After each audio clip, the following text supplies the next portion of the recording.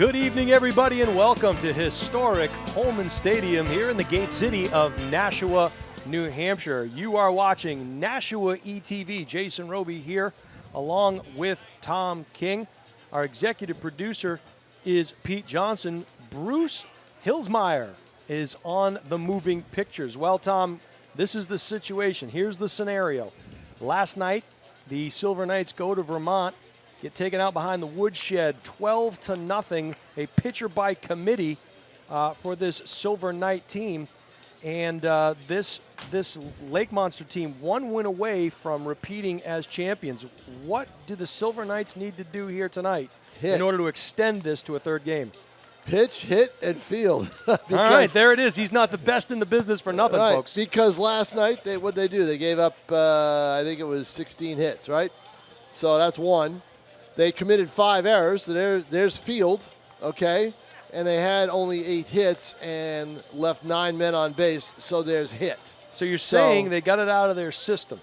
Well, you would hope so, at Sure. least to win this game, because my I always look ahead. And my curiosity is, okay, I knew that Brock Pear, who's going to start tonight for Nashua, was kind of being kept, off the mound so he could throw and start a game, because he's really the only starter they have left. Right. So they started George Welch.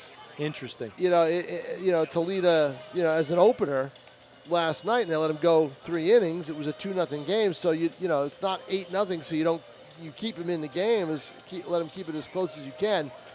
But what would they do if they get to a game 3? I was going to ask you that. So, You think he's available should they extend this series, and there is a game 3 in Vermont? Well, I don't know if he'd be available to pitch, but I wonder about the other pitchers. Who would be able to start, what they would do. You'd hate to go to a championship game. If you go to a championship game in the final, if you're in the finals or in the playoffs, the luxury that they had, those first 2 games against New Britain, they had their 2 best starters who were left. Right. Avon Cabral and Nolan Lincoln. And they each threw 6 innings. Well, and not to take anything away from that New Britain team, but this Vermont team is certainly not New Britain. No, it's not, but New Britain could hit. New Britain hit 286 on the year. Sure. So they won 5 out of 7 games against Nashua. And Great point. And the only one of those wins for Nashua was a home run derby. So, all right, so that was going to be a tough semifinal for Nashua. So now you've got Vermont, who's lost some players but still has enough to do what they've done.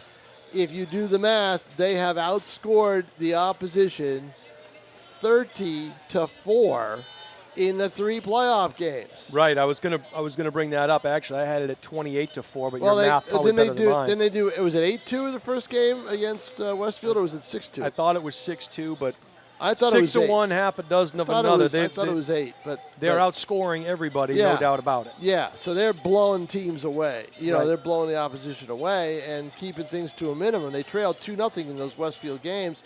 And Nashua had a chance to take an early lead last night, and they weren't able to do it. Tom, you and I spoke pregame, and you brought up something interesting, and the relationship between, these Fcbl teams and some of the collegiate teams. You definitely don't want to damage those relationships, and so bringing pitchers back on short rest, that's probably not something you want to do, at least in this league, even though it's a win-or-go-home deal, right? Yeah, I would think so. I would think that you really don't want to do that. And I'm trying to think of any instance in a final series when they did do it, and I can't come up with one. Right. They had to play 3 games against Worcester 2 years ago, and they had starting pitching for it. They didn't do bullpen at all. They lost the first game. But see, that's the other thing too, is Kyle Jackson knows what it's like to have to manage in an elimination game. He did 2 of them against Worcester 2 years ago, where they lost the first game. All 3 were here at Holman. Worcester was the home team for the first one. It was during COVID. Worcester didn't have a home field, so they didn't have a suitable home field for a final. So they just with the same owner, you play the games here, and they did that. But Nashua was able to come out on top, winning the final 2 games. The first and third game as the road team hitting in the top of the innings. So this is a home field advantage. Vermont, you have to remember too, Vermont had a stretch from last year to this year of 14 straight wins against Nashua. That was a very impressive run there, and they are looking, as we said earlier, to repeat as league champions. They got out to a fast start. They were 44-19 in the regular season. They're 3-0 so far in this postseason, and they are just running through the competition. Yeah, you got to think a team that won 44 regular season games has a chance to close out a series on the road. They did it the other night in dominant fashion against Westfield, but Nash was a better team than Westfield is. That became that way as the season went on. It wasn't that way at the start of the season, but it became that way. So, and this is a very close-knit group. You see them right now down there. If we can get the camera on that, they're talking right in front of their dugout, all meeting as a group, as a team. Kyle Jackson's not in that group. This is a players-only deal, right? So I've never seen this before with these guys, all right? Never have. So this is interesting, and I'm trying to see who's doing most of the talking. Well, while we look down there at that time and they're announcing the starting lineup for Vermont, I'm reminded of the NBA Finals this past year, and Steph Curry came out after the Celtics had won a game, and he said, look, it's a best-of-7 series, right? Not a best-of-1. Right. And so even though you don't have as many opportunities, it is a best-of-3. You have to win 2 games, and I'm sure anytime these Silver Knights get to play at home in front of a home crowd, they'll be fired up. And look, the chance to extend this to a 3rd game where anything can happen, that's all they're doing tonight, is they're trying to extend that life. And you have to like their chances. They were a team that were, as good as Vermont was all the way through, but primarily at the beginning of the season, Nashua was not, and they started at 4-13, and they went on a couple nice little runs there. They finished their season at 33-29, and had a nice semifinal series against New Britain. Textbook semifinal series. Yeah, we were here. We called that game. And textbook. 1 hour, 59-minute game on at a pitching clinic put on by Nolan Lincoln and Will Andrews. Now, we talked about George Welch, who started as the opener and pitched 3 innings. Don't know how many pitches he threw, but I would think that may take him out of the mix closing tonight unless it's 1 or 2 batters. Right. And I would think that Will Andrews is going to be your guy. And if that's the case, if Andrews is the closer, they may, do they bring him in? We're looking ahead. Do they bring him in earlier? Look, when you manage in a playoff, you manage completely differently with your pitching than you do during the regular season. Well, that in addition to, it's a very unique situation where the team you start with at the beginning of the year is not always the team you finish with, and the Fcbl is certainly proof of that. Right, because they go the longest. They're the longest New England Collegiate League in the around. So right. In New England, in the region. So they're ending now. We're going to get what? Tomorrow's August 12th. Right. That'll end it. That'll end it. It'll be the last day no matter what. I don't think rain's in the forecast. At least I didn't hear of any. So, if they have to play game 3, but August 12th is the day. They don't really want to go any later than that, but that's why. You got kids who have to go back to school. Their coaches want them back, for early orientation, whatever. So those things are all, they're all variables. The other thing, too, Tom, and you mentioned it earlier, 16 hits off of 6 pitchers as we're just about to meet the Silver Knight team. But Nashua had 8 hits. They just didn't play any of them, but they swung the bats, rather effectively to get 8 hits. And obviously leading that attack was Kyle Wolfe. He had 3 hits, including a double. So they put the bat on the ball. They just couldn't get across the plate. Yeah, Wolfe and McNamara did the job at the plate, but they couldn't get the run across. You need that big hit with 2 outs or 1 out or whatever. They had first and third with 1 out, I think, in the first inning. Didn't score, or second inning. So you need all that, and they just didn't have it last night. But, of course, you pitch the game a little differently when you're up, 8, 9, 10, nothing. As the lead just expanded as the game went on. Vermont continuing to announce their players. Not sure if they brought the entire roster from this year and last year in. They got a lot of guys. A lot of guys. Yeah. But, it's all about it. And I talked to B.J. Nevert a little bit, the former manager of this Silver Knights team, who was part of 3 title teams here, I believe. And he said, it's all about building that roster with some, some look to the future as to who might be available down the road. Who do you need to put a bug in whose ear, for a month from now? And, nobody was better at it than BJ. Right. But Kyle Jackson has done a terrific job here bringing this group of players back. You mentioned it was, the players decided they needed to do something to pick up the slack and turn this thing around. Yeah, something had to change. They were sputtering. Yeah. And they had an awful showing that day in late June. And Jackson did the right thing. He said, okay, this is where the rubber meets the road, basically. Right. This is it. You got to decide what you want to be, what kind of team you want to be, what you want to do. You want to go out and just play like it's a friendly game of pickup baseball or whatever. Fine. I'll wait it out with you, and we'll lose games. Or do you want to compete and be a serious baseball team? And they decided that's what they wanted to do. They came out and won the second game of that doubleheader. We talked about it before. Then they went on a 9-game winning streak.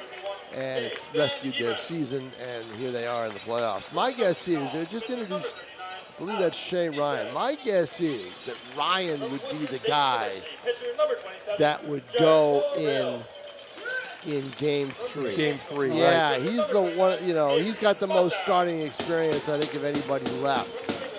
So, and he was down on the depth chart. He became a long relief guy rather than a starter. He was the opening night starter, as a matter of fact. Well, no, he wasn't the opening night starter, but he was one of the starters early on. Just want to give a quick mention. The NBA retired Bill Russell's number 6 jersey across the entire league. Across the entire league. Nice touch there. I want to touch a little bit about tonight's starter, Brock Perret, for the Silver Knights. He's a 6'5", 190-pound junior at the Salem State. He's pitched in 11. He started 11 games, 0-4 record, 5.34 ERA overall. But against this particular team, Tom, this Vermont team only batting 174 against it. Right. I'm surprised at that. But I mean, he's obviously Brock Pear he's Brock Pear. Excuse me. LT, the reliever, who spells the same way, is Perret. They're not related. There's no accent aigu on that E. I should have known it. No, exactly. so Pear is, if he can keep you off balance, he's successful because he doesn't throw extremely hard. So he's got to keep you off balance. He's got to get in sync. He's got to get in rhythm. And I've seen when he's able to do that. He's one of those pitchers that can really look good for a couple of innings, and all of a sudden, he'll have one bad inning where he struggles a little bit. So that's something that they want to avoid. Is a good touch. They announce all the players. This is the bench. So yeah, now they're announced after. Starters are about ready to be announced. I think they'll go out to their positions. You have to like the fact that Al St. Louis going to sing the national anthem here again. And well, I mean, let's face it. This is it. This is the last game this year. This is the final game at Holman Stadium, and I don't think there's anybody else coming in here to play baseball. There may be some kind of a tournament or something that I don't know about that doesn't involve a lot of locals, but this will be the last. This may be the last baseball game here for the season. I remember the first one. I was here for that back in April when the high schools opened up.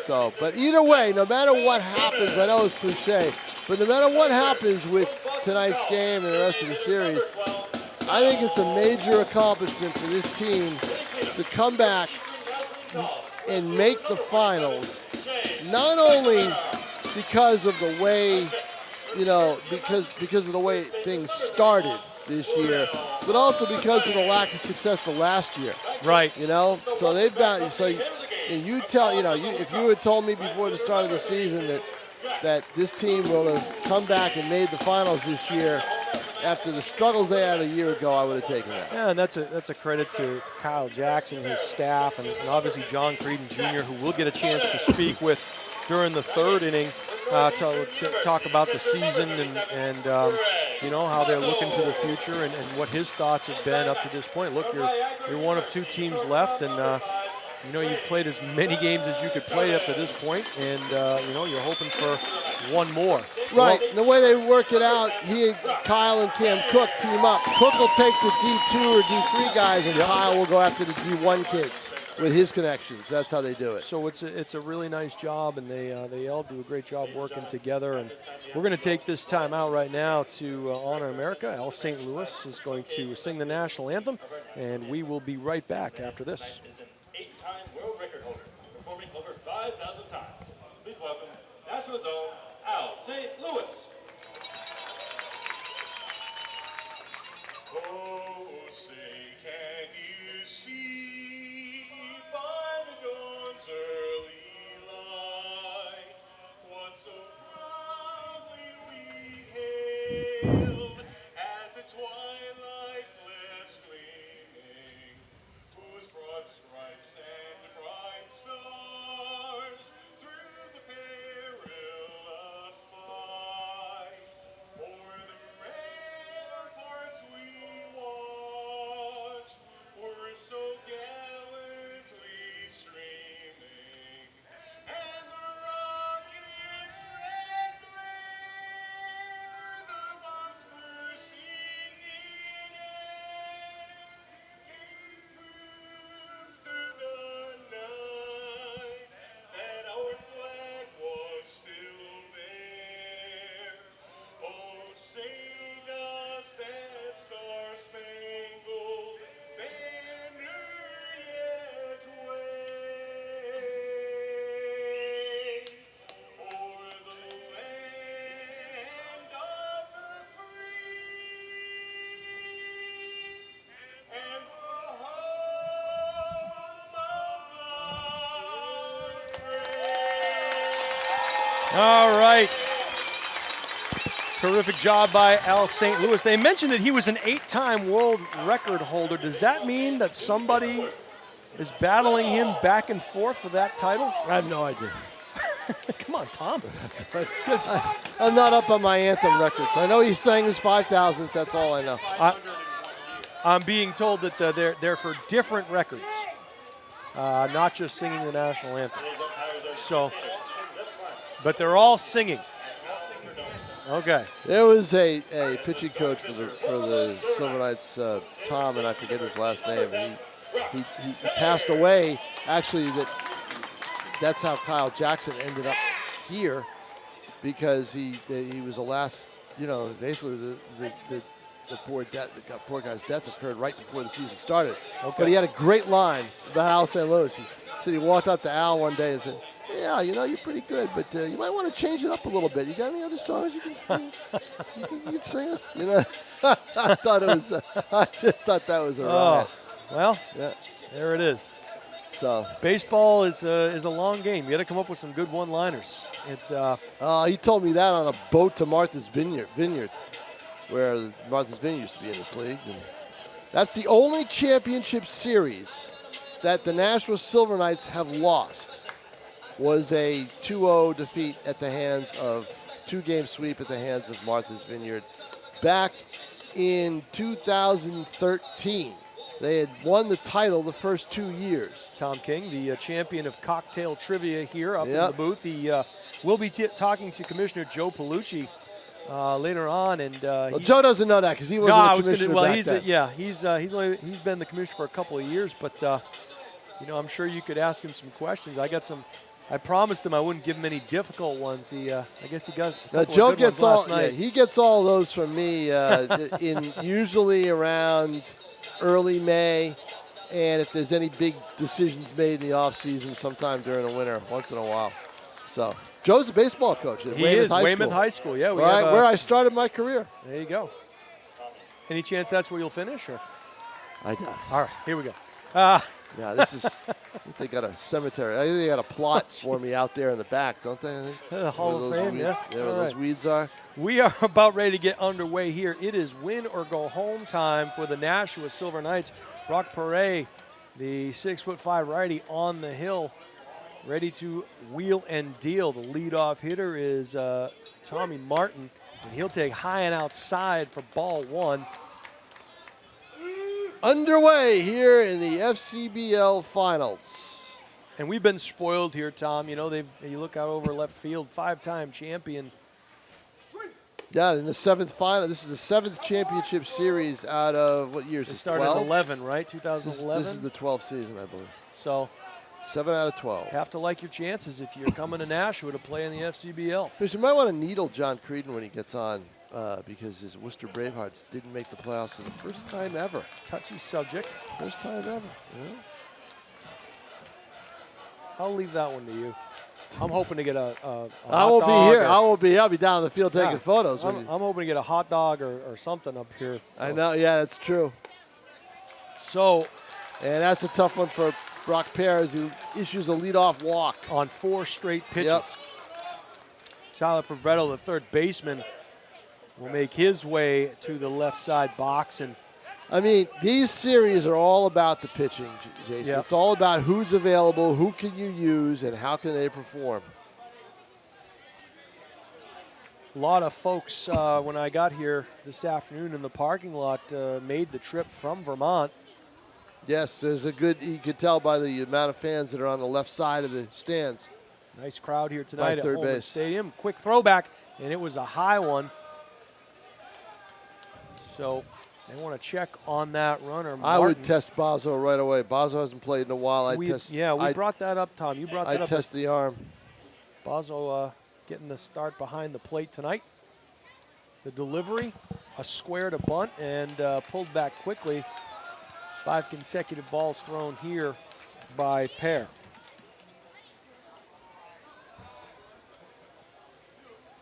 Game 2, FCBL Championship Series. Lake Monsters with a 1-0 advantage. Another quick throwback over just to check on the runner, Martin. He slides head first back in safely. Yeah, I mean, it's a premium on holding the runners on because Nashua gave up 6 stolen bases against, I believe it was Worcester. I'm not sure who it was, in 1 inning last week. And that's not a stat that you can live with and survive with. No, and in fact, Kyle Jackson was so annoyed with that he had Brendan Martin coach third for an inning, and he went down and talked to the relievers and said he gathered them in a group. John Collins did the game with me and gathered them in a group and said, "You've got to hold runners on. You got to help out your catcher." And speaking of help out the catcher, Bazo took a quick walk out to try to calm the nerves down a little bit of Pear. He's thrown 6 consecutive balls, and all of them have been high. So tell you what, he's pretty amped up. Yeah. Tell you what, a good crowd here on hand too tonight. People still walking in. Yeah, for short notice final. Real quick turnaround, Tom. Yeah. Boy. That one is high. Bat cap falls off. Everything else overthrowing. So 3-0 the count now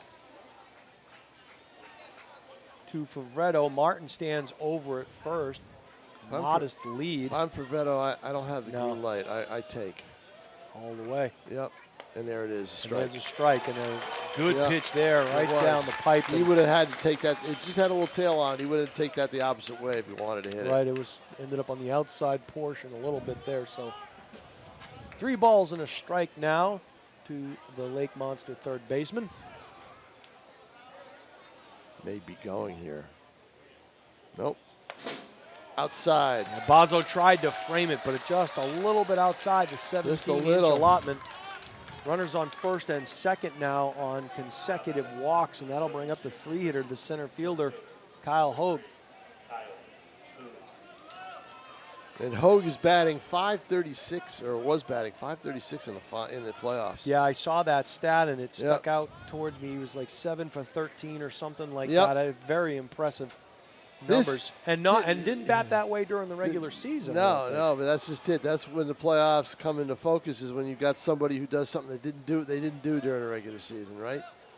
So you just don't want to give this Vermont team up. That one goes off the top of the mitten to the backstop. Runners will advance. I'm going to give that a pass ball. Yeah, it hit the mitt, and I don't think there was any cross-up or confusion there. So. No.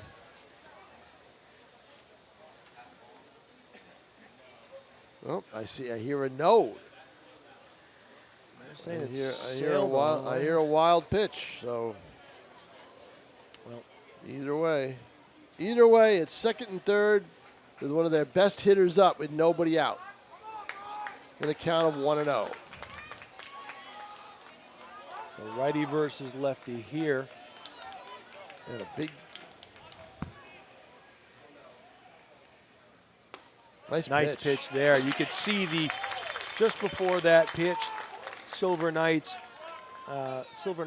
right fielder Jack Toomey was kind of covering his eyes with his glove, so you know the sun is posing some potential issues out there. If I'm Hogue, I try to gap it, but they've cut the gap down a little bit. He's got a lot of room, though, on the right field line. Yeah.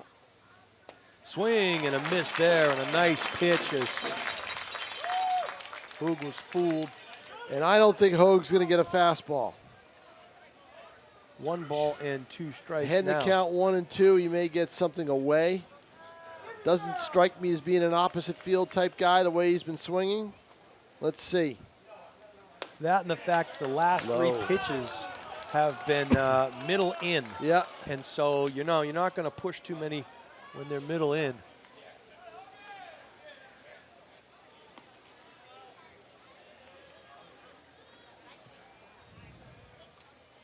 Two balls, 2 strikes. Runners on second and third. The pitch, and that is in the dirt, blocked nicely there by Bazo.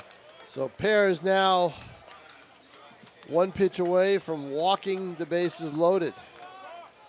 Looking down there in the bullpen, looks like there is some action. Yes, there is. The championship game, you can't afford to fall too far behind.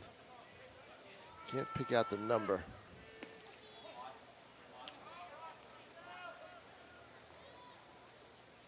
The 3-2 pitch. It's a strike. Swing, and it fisted Foul. and goes foul. He had to swing to protect because that was going to be a strike. Curveball. I'd throw that same pitch again. Why not? Tied him right up. Yeah. So the count will remain full to the Lake Monsters center fielder. As Tom mentioned, batting .536 this postseason. Ripping the cover off the ball. Fastball And that got pitch, him. Yahtzee called. Strike Fastball. 3, outside corner. Challenged him. If you're Brock Pear, that's what you want to do now. You can't nibble. You get in trouble when you nibble as a pitcher in this league, or I think any other league, Jason Roby. I think you've got to challenge these hitters. You've got to go at them. You've got to pitch to contact. You start nibbling away, up, down. You get yourself in trouble. We'll see if that gets Pear rolling in the right direction here. Is 1 out now. Runner still on second and third. He'll face the cleanup hitter, Schaab. Brian Schaab is very good against this team, this Silver Knight team. I don't have to look at numbers to know that. I've seen enough of him over the last couple of years. And Schaab steps out of the box to adjust his gloves. Checks his bat. Yep, it's there. And in he comes. 1-0 now to the cleanup hitter, the first baseman for the Lake Monsters. He's hit his share out of the park here. And with first base open, I can understand with 1 out why they're going to be very careful with him. They've gone away twice from Brian, and that time even further outside. So you're right, Tom. You keep a double play alive if he gets on, and you don't give up any runs. So we'll see how Pear plays this one.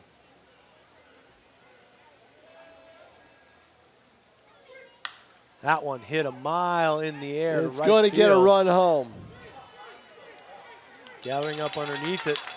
Runners tagging, and the first run across the plate as Tommy Martin will come across and score on the deep shot to right field by Schaab. So it is 1-0 Lake Monsters.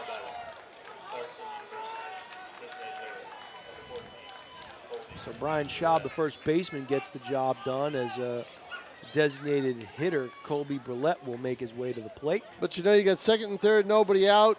If you can get out of here by giving up 1 run, it's a victory for. That's a good trade-off, I would think, after that. Sure. So this is the batter he's got to really get. Swing off the inside part into the dugout. The biggest pitch was the called third strike to Hogue. That was the biggest pitch.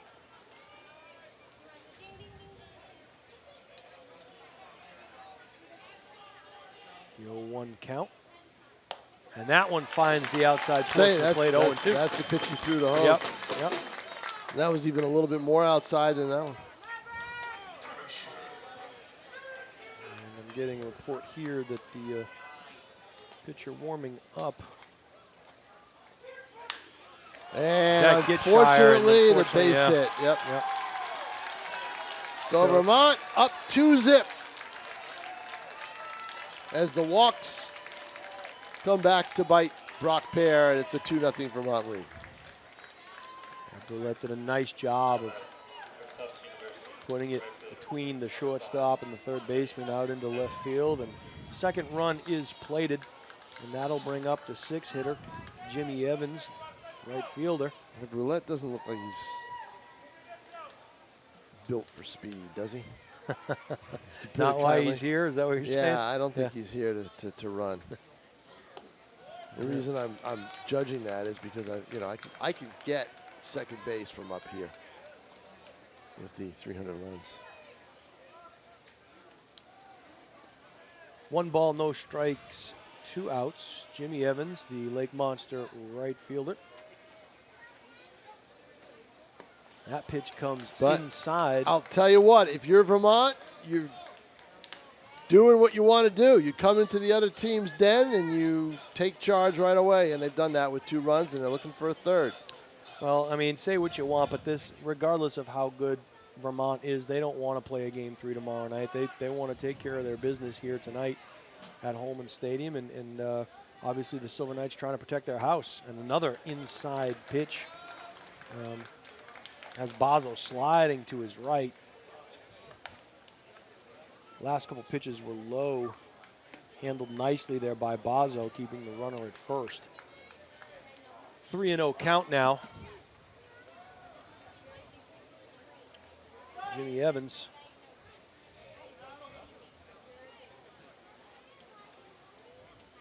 Well, he's not going anywhere at first. He'll 3-0. He'll just hang in there. It's ball 4. 3 walks by Pear have really hurt. You don't want any more.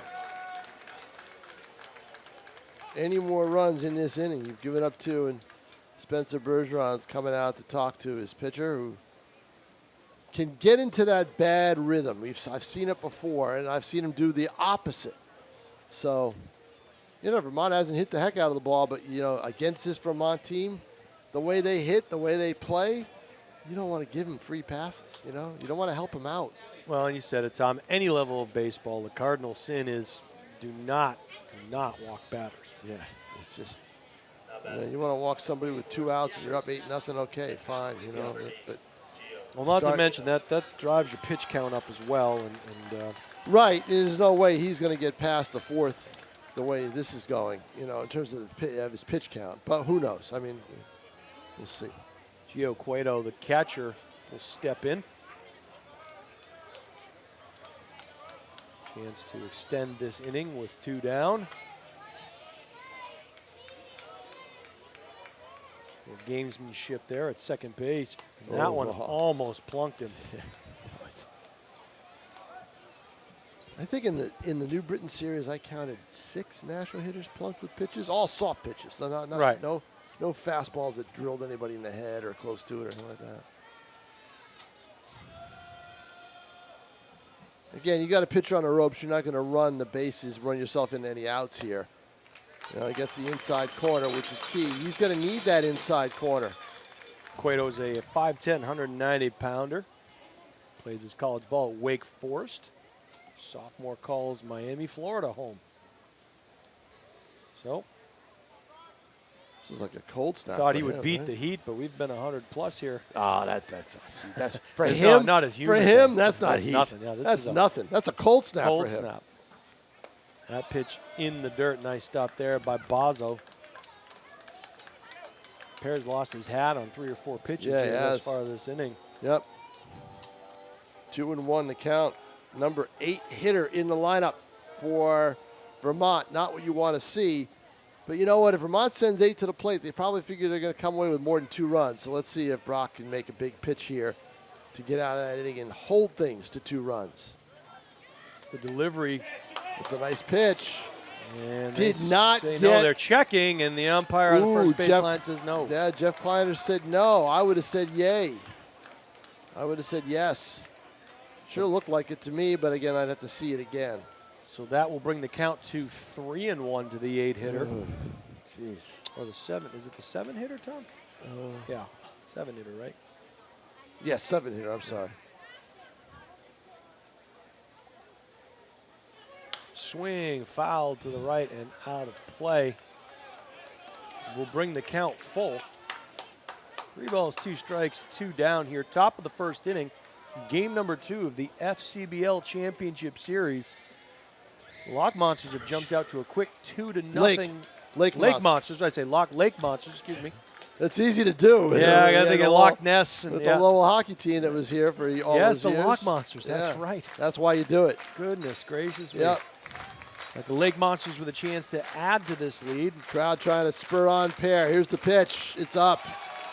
Ball 4, and the bases are juiced again. Just a little bit high there. 4 walks in the inning, and that's it. They're taking him out. He's done. Yeah, Jackson will make Jackson his way will out. Make his way out, and they're going to go with Gitshire. Yep. Gitshire. So in essence, Jason Roby, this becomes another bullpen game.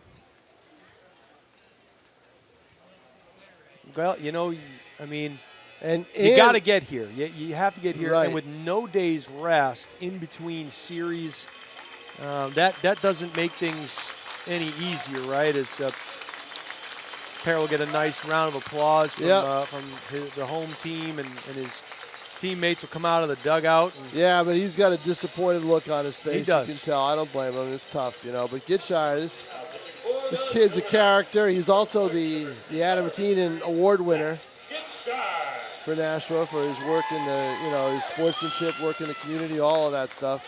So he's got personality, and he's got aggression on the mound. He will attack hitters. He will not nibble, which is what I think Brock Pear was trying to do a little bit too much of.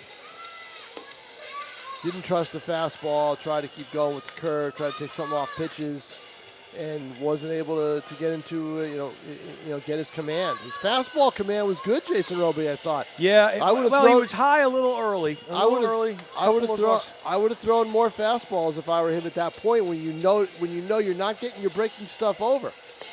Of course, Vermont knows that too, so they may sit on it. But you know what? If that's the case, try to attack, try to pitch to contact. Hey, sometimes it's your day, sometimes it's not, right. and today just wasn't Pear's day. So, as you said, he'll give way to Gitshire. But Gitshire has a chance here to really help his team out, because the way you give up 4 walks in an inning, you figure you're going to get more than 2 runs, right? You would think, but so he has a chance to really help his team out here. Gitshire's a 6', 185-pound senior at Clark University, calls Lowell, Massachusetts home. So we'll see if he can put a tourniquet on this inning.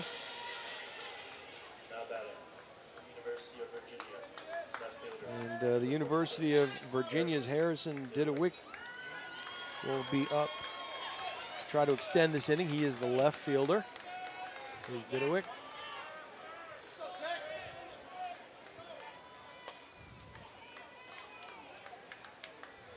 See if he swings at the first pitch. I think he will. Gitshire. He does. Inside. Yeah. A lefty will usually swing at the first pitch against a right-hander because he figures it's going to be a good one. So he had his mind made up he was going to try to pull that pitch, and Gitshire pulled the string. So ahead in the count is Gitshire. Unfamiliar territory in this first inning. Swing going the other way and out of play. Gitshire up 0-2. Yeah. We haven't seen that all night. So it's or in this inning 0-2. I say all night. We're only 15 minutes into this game. He gets the strikeout. There will be a big roar from this crowd, and maybe some momentum for Nashua. He's pitched in 20 games here. And he's been pretty good. He's 3-4 on the season. And that one goes the other way. And just missed it. yes, he did. But he did miss it. Gitjar is a 4.08 ERA. 0-2, I say he's going to try to go down and in again with that same pitch he gave him the first time. Tom King, the prognosticator. Let's see. Bases are juiced, nowhere to put them. Well, Scooped up there by the first that'll baseman. do it. He gets out of it. covers, and Gitjar pumps his fist, Yep. throws the ball back towards the mound, and he is pumped. And they're going to need that kind of an attitude. And that kind of an outing. Yep. You know, they need your guy to throw strikes, and that's what he did. So Vermont leaves him loaded. Had a chance to maybe blow it open early. And only up 2-0, where Nashua can do some damage here in the bottom of the first. As Tom mentioned, 2-0 advantage for the defending FCBL champion Lake Monsters. And they were at the top of the league for all of this 2022 campaign. They finished with a regular season record of 44-19, of course, as the defending league champions. And a record for wins. Yeah. 44 regular season wins is the league record. They are probably the best regular season team since the 2012 Nashua Silver Knights.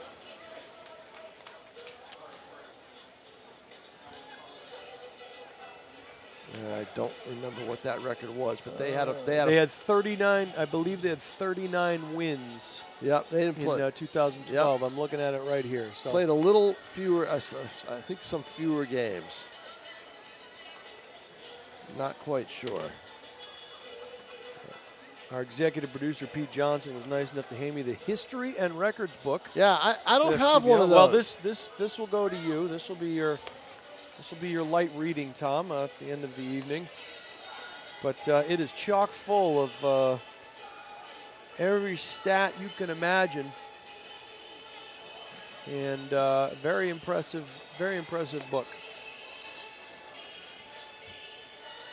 including the alumni that are in the Major League Baseball. So,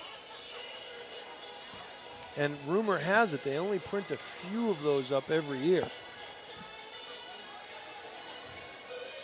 Yeah, mine's still sitting in the post office somewhere. I'm sure that's where it is. I'm sure that's where it is. Well, as I said, Tom, we have commissioner of the league coming up. Maybe he'll sign the book for you. You know, if you didn't get Al St. Louis's signature on your your ball, I didn't get what ball? I didn't get one of those balls. I got, yeah. Nobody gave me one. Well, I'll sell you mine if you'd like. Yeah.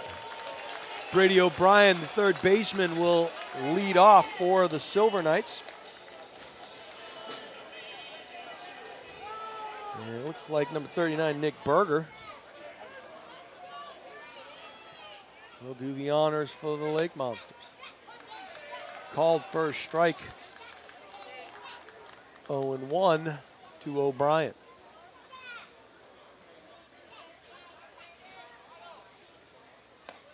Oh, and 2. So thus far the bat has not moved off O'Brien's shoulder, and he is down early 0-2 to Berger. See if he tries to waste one here. He does. He comes high and away.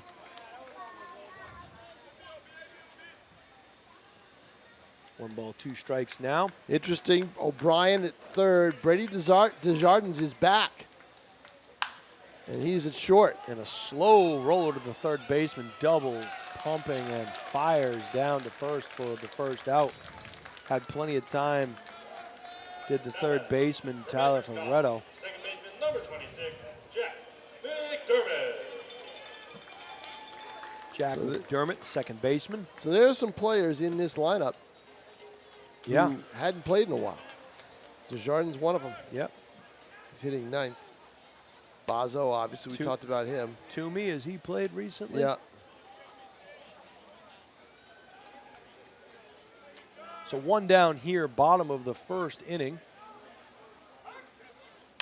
First pitch swinging that one high and out of play down the left field line, just beyond the visitors section. One thing I've noticed in the last few games here, people are taking advantage of that left field spot right over the brick wall.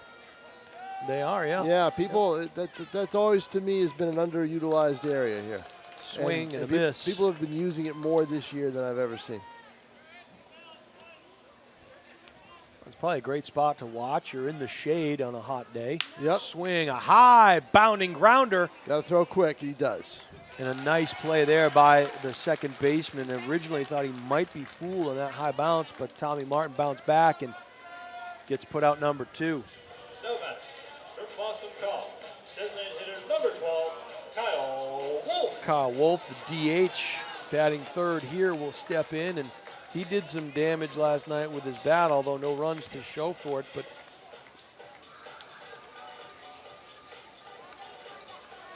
he'll try to get things started for the Silver Knights, extend this inning. Wolfe batted .322 here this year, and getting the outside portion of the plate was Berger. Wolfe down 0-1.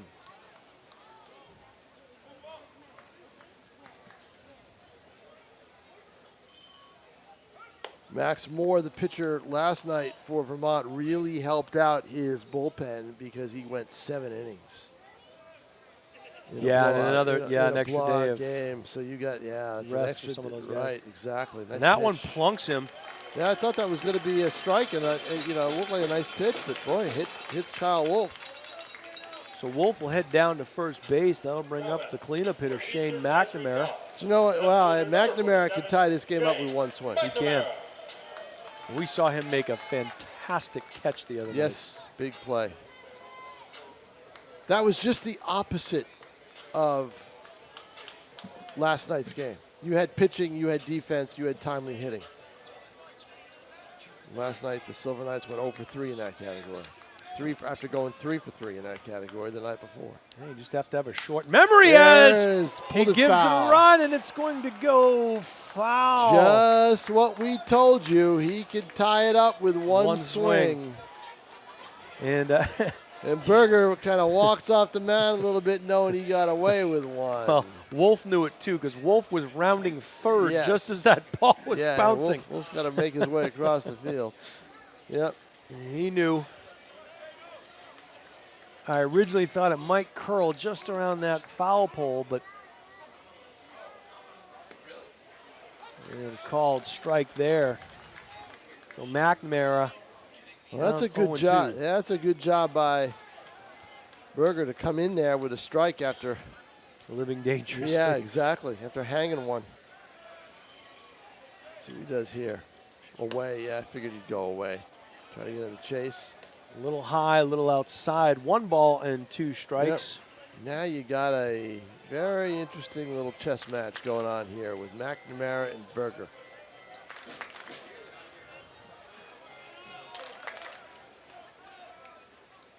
Swing and a miss. And took something off it and got him inside. We know McNamara likes to pull and swing and a miss. All right, Jason Roby, you'll have your guest take over. Oh, boy. Ask him some tough questions. Oh, softball's coming up here, Tom. Ask him some toughies. I could have given you a few. Listen, I'm sure you can. Yeah. We're a kinder, gentler press box up here, Tom. We're not here to run people off. We want. Why not? It's the last game of the year. We want to be invited back next year. That's true, right? Yeah, that's true. Yep. Jeez. All right, he is Tom King. He is going down to take some photographs of tonight's game, and hopefully it won't be his last opportunity to take pictures. We're hoping that the Silver Knights can extend their season, stay alive here as we'll head to the top of the 2nd inning, and Gitshire will try to take over where he left off last inning. And very important that the Silver Knights can get back into that dugout and start swinging those sticks again, because as we know, boy, McNamara didn't miss by much. And so a couple of feet away from being a 2-2 ball game. And we are going to be joined here by the commissioner of the FCBL in just a moment. Nashua ETV would like to welcome FCBL Commissioner Joe Palucci to the microphone. Joe, thanks for joining us. Thanks for having me. Absolutely, and anytime we can get Tom King off the mic, it's a win-win. So, want to thank you for joining us, and just want to kind of say to you, we had a chance to speak a little bit prior to tonight's game, and how does one become the commissioner of the FCBL? Because before you answer that question, I know you actually are the head baseball coach at Weymouth High School. Is that correct? That is correct. Yeah. Yes. So you're a baseball guy. You played at Northeastern, but how do you get into this gig? Well, so I was involved in the Cranberry Baseball League, which is located in Eastern Massachusetts. It's a semi-professional amateur league.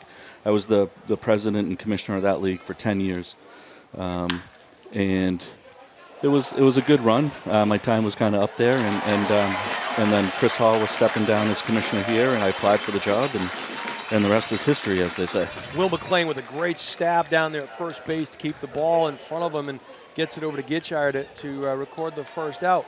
Any major differences, Joe, between the two leagues in terms of ability or stadiums or anything like that? I mean, are they very similar? In terms of ability, I would say they're similar because the college players in this league are certainly better than the college players in the Cranberry. But in the Cranberry League, they had guys that were 25, 26 that were former Division I players or former professionals that were still really good. So the talent level was very good. But we're playing on local high school fields. There's the fans are parents and girlfriends, basically. Sure. It's not like anything like you see here tonight with this great crowd that we have at Holman. That ball is going to drop for a base hit off the bat of Tommy Martin, the second baseman. So with one down here, Lake Monsters will have their first runner aboard of the second inning. We are talking to the commissioner, Joe Palucci. And Joe, we saw here that you became commissioner of the league back, I believe it was 2019. Can you talk to us a little bit about, you stepping into this position and all of a sudden the debacle that is COVID hits? How did that affect our league or the FCBL as compared to some of the other leagues around New England? Yeah, I thought we had a great approach, right from the beginning, which was essentially just wait and see. And, as all these other leagues, whether they be professional or amateur leagues around the country, were shutting down, like we just kind of said, let's just take a step back and wait. We had plenty of time, because all that went down in March. So we did have some time. So we didn't want to pull the plug. And we would talk as a group, as ownership groups and myself would talk every week and kind of assess where we were. And, we were just very patient with it. And then finally we just decided that we were going to give it a shot. We talked to all the local health departments, and we got clearance from them. And, of course, we couldn't have fans in most of the ballparks. But, we just thought that where we were as a league, it was really important for us to get out on the field, at all costs. And, we were really fortunate. We had 0 positive COVID tests throughout the season. Everybody stayed healthy throughout the year, and we were able to pull it off. And you brought up something interesting there as Basel made a great stop behind the plate to keep the runner at first, is the lines of communication. I mean, there must have been a lot of moving pieces there with folks that you had to communicate, not just the managers of each team, but the public health officials and so forth, right? Yeah, a lot went into it. I mean, every team had to come up with their own, handbook, essentially, as to how they were going to handle COVID. And a lot of work went into that. It was a lot of great collaboration, though, between teams. It wasn't like anybody was keeping their information secret. So we kind of shared that information. That whole off season, the way that our teams worked together was incredible. And I think it's one of the best things about this league is, they only compete on the field. Off the field, everybody's in this together, and everybody's looking for a good experience and wants everybody to be successful. So that kind of went into that whole COVID decision. Well, and you mentioned a good experience. What we're talking about here is you are not only the only game in town, but the only game in any town.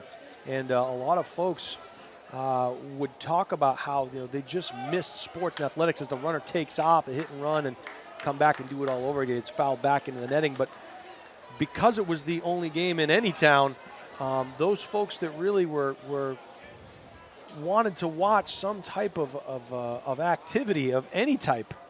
This was something that a lot of people fell back on and were able to, see some games and stay involved with organized athletics. And you just never realize, you take it for granted that there'll always be a ball game somewhere. And boy, there wasn't. Thank goodness for the Fcbl. Right. Yeah. We definitely picked up a lot of fans because of it. And the flip side of it is we probably lost some too, because some people were turned off by the fact that we were playing. But I think for the most part, people were happy to see us out there on the field.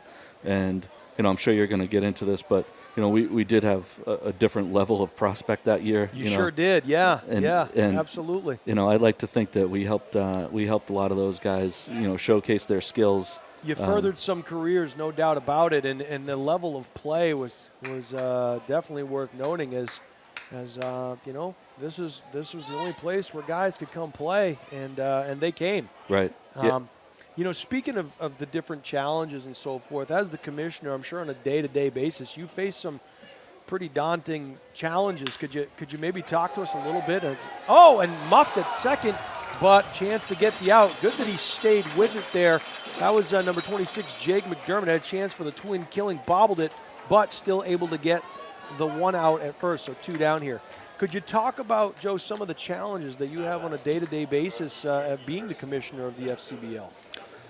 Yeah, I mean, once the season starts, my challenges really are just kind of being the bad guy sometimes, which isn't always easy for me, but sure. I understand it. There's a lot of passion in this game, and sometimes I have to make decisions that a lot of people don't see why I'm making that decision. So dealing with that's not always easy, but again, that's probably the number one line item on my job description. So it comes with the job.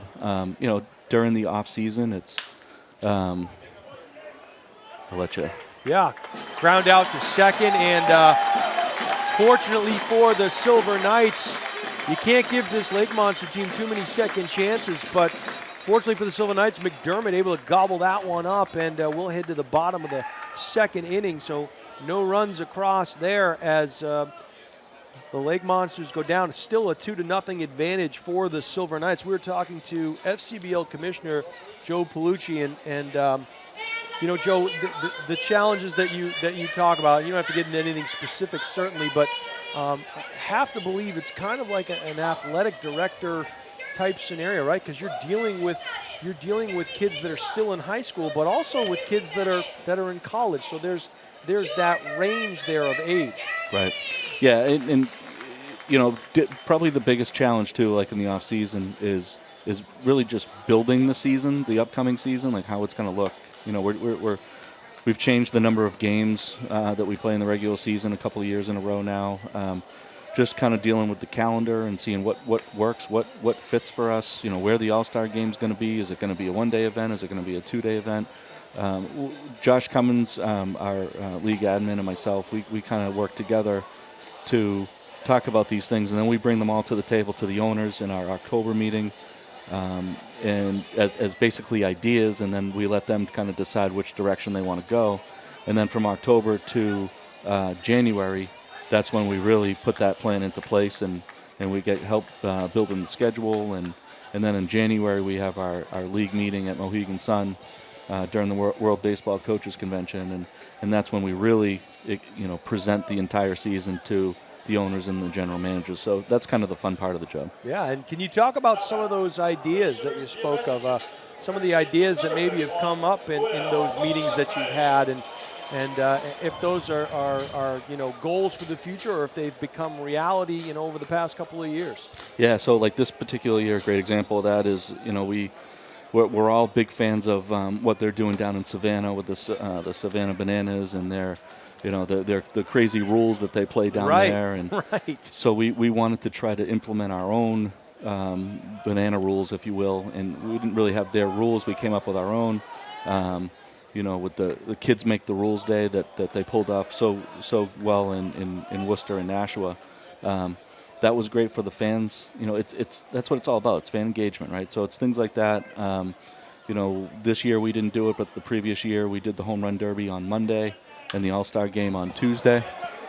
And fouled straight back on almost. You reached out the window there. Maybe you would have had it, Joe. I'm sure you didn't bring your glove, but A former Northeastern Husky baseball player is Joe Palucci. So if anybody could have made that play, it would have been him. But yeah, so some good stuff happened. You caught me off guard a little bit. Would you get some pushback from some of the diehards, the baseball diehards, so to speak, when you do stuff like that? Because as you mentioned, it is fan-centered, this type of baseball, and so you would imagine that stuff like that would be seen as a positive. Yeah. So with the fans make the rules thing there, we definitely got a two-hand pushback from some teams on that. McLean grounds out to a little nubber catcher.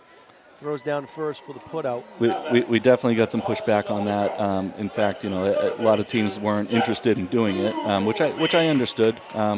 So we did do it in a few of our ballparks, and it was a great success. I don't know if we'll do it again. We'll certainly bring it up and talk about it in the off season. But it's anything that we can do, like again, to engage the fans, make it a great experience for the players. Like this year we mimicked the NBA. And how they do their all-star event, where we had two captains that selected the players for the all-star game, and I thought that worked out really well. So we're always looking to try to think as outside the box as we can and do things a little differently here. Jack Toomey, the right fielder, fouls one to the left and out of play. We're talking to Commissioner Joe Palucci. And Joe, what are some of the long-term goals that we could see here in this league in the future? I know certainly a lot of talk has been made about expanding the league and bringing more teams in. Is that always something that's on the horizon? Yeah, I mentioned the number one line item in my job description. Number two is to look for expansion, and so that's always what we're trying to do. However, it's got to be the right fit. You got to have the right ownership group. You got to have the right facility. We've definitely, spoken to some groups in the off season that just didn't have the venue for what we're trying to do here. And, Chris Hall, the former commissioner, he probably investigated every single ballpark in New England throughout his tenure here. So whenever somebody calls and says, we're interested in putting a team in this certain place, we just call Chris and he'll give us all the pros and the cons. So, we have an idea as to kind of where we want to go, but again, you need the right group and the right facility for it. Well, certainly a good resource, no question about that. You mentioned venues, and certainly we are playing or watching a game in one of the finer venues in all of New England as a ground ball quickly gets to the shortstop, gobbled up, second out recorded there. Can you talk to me about the first time you saw, this particular stadium and your experience here and what you think of just Holman Stadium in general? I always like to ask people that question that might not be from the immediate area, as I did not come from Nashua. The first time I saw this stadium, it was a football field and a baseball field, and I've seen it go through some changes. But what's the general consensus around the league, and what's your thought on this place? I love it here, and my first year as commissioner in 2019, I actually did not get up here. It was the only stadium that I didn't get to that year, so I didn't even come up here. The first time I ever saw this place was in the COVID year, 2020. Yep. And they were able to have some fans here, although it was limited. But it's electric here. I mean, look at it tonight. We're probably about 3/4 here full.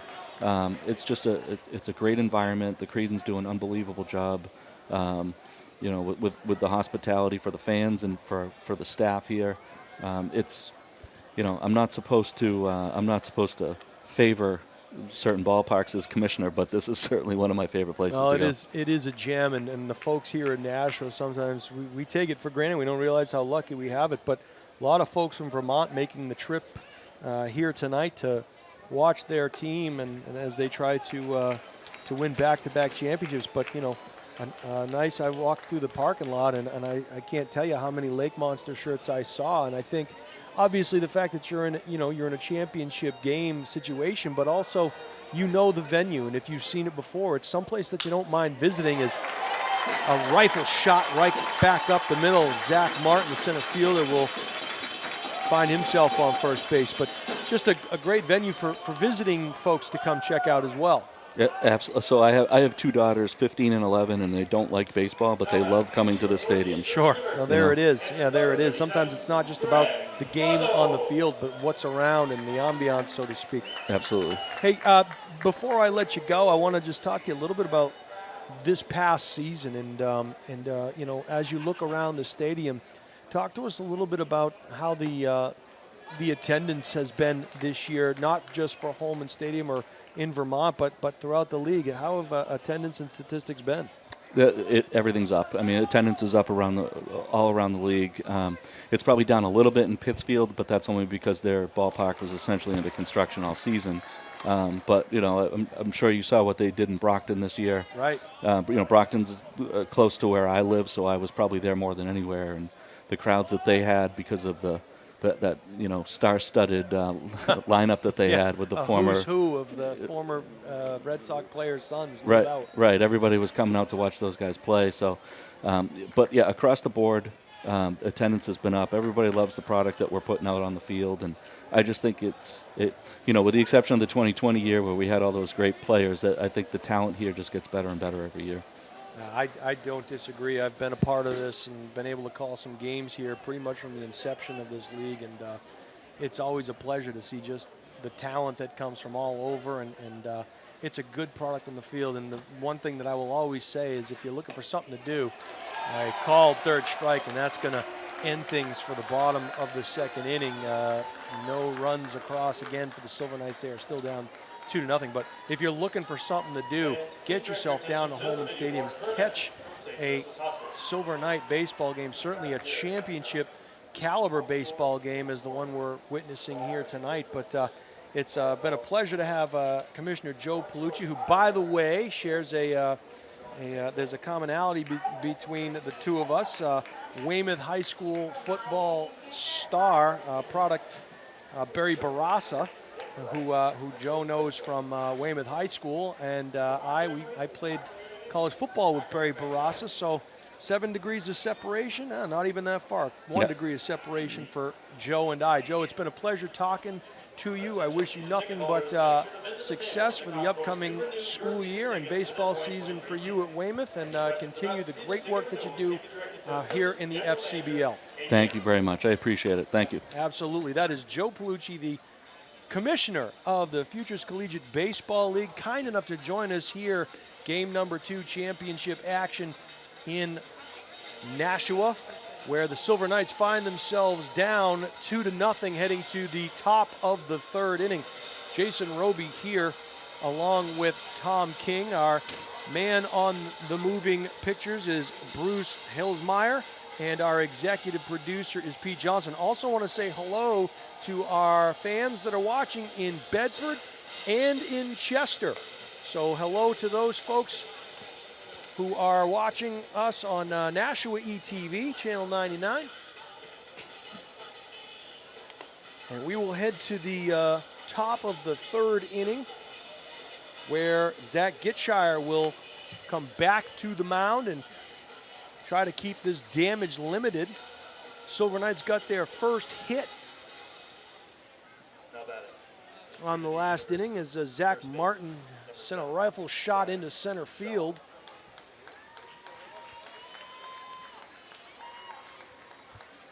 Coming up to bat now is number 7, Brian Schaab. He popped up to right field, his first at bat.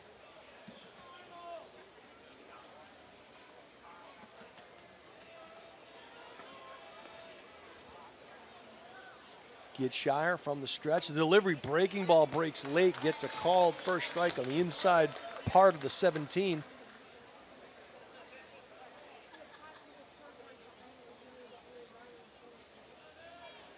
Schaab crowding the plate just a little bit. Gitshire rears back, and a tough bounce scooped up there, and a pretty play as the third baseman for the Nashua Silver Knights, Brady O'Brien, wasn't sure if he was going to wait for that on the short hop or try to scoop it, but he did a nice job, fired over to first to get the first down, and not an easy play. That was a difficult shot to the hot corner.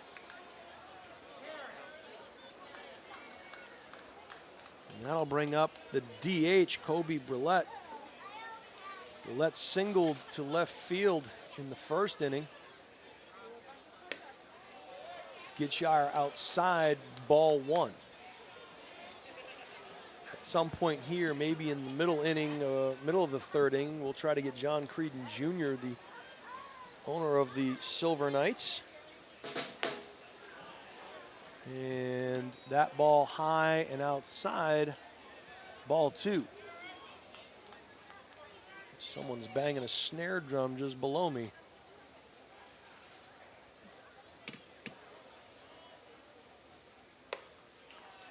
And not sure that pitch missed by much as Gitshire will walk off the back of the mound and shake it off. He is behind 3-0 to the 5-hitter Kobe Brulette.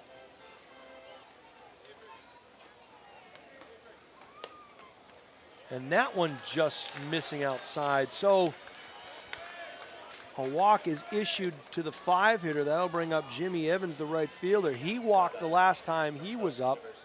Right fielder, number 5, Jimmy Evans. So 5 Lake Monsters have gotten free passes here. And we are still just in the third inning. Silver Knights fortunate just to be down 2-0. As they will continue to battle and try to extend this to a third and deciding final game of the Fcbl championship. Gitshire had to step off the back of the mound and take care of a footwear issue. And he'll come to the stretch and peer over his left shoulder. Checking on Brulette, comes to the set. The delivery, and that ball high and outside. So Gitshire's missed outside the last couple of pitches, not by much the previous two, but that one definitely was high and definitely was outside.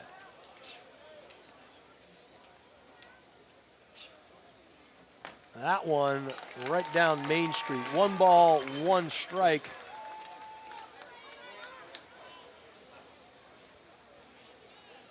As was previously mentioned, Evans walked his first time at bat.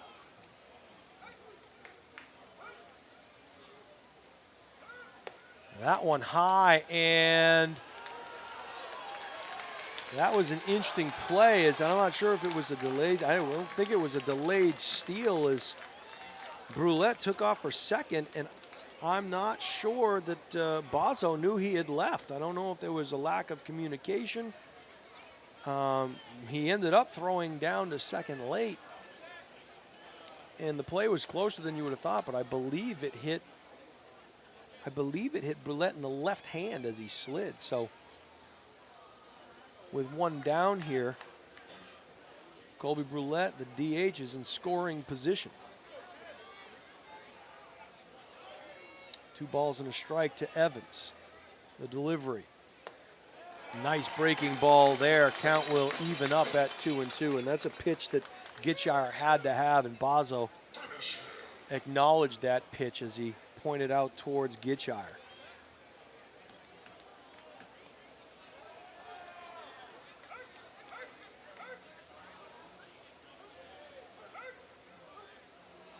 From the set, quick glance over at second, the delivery, swing and a ground ball, and almost ate up the second baseman, but he was able to stay with it, was McDermott for the putout.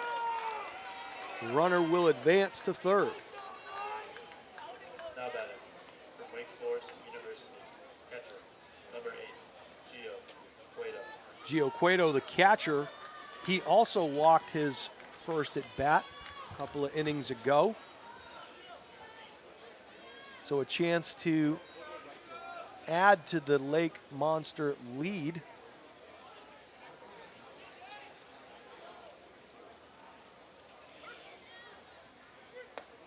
Nice pitch there by Gitshire. He is ahead in the count, 0-1. 2 outs here.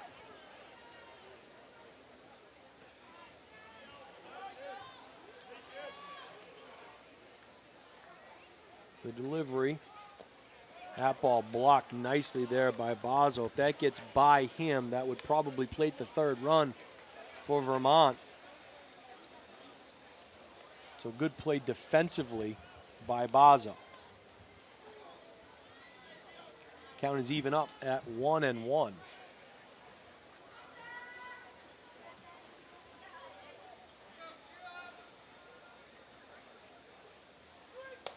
Ooh, that one was inside. Almost looked like it brushed his left sleeve. 2 balls and a strike now to the catcher. Be interesting to see if Gitchar goes away on this pitch.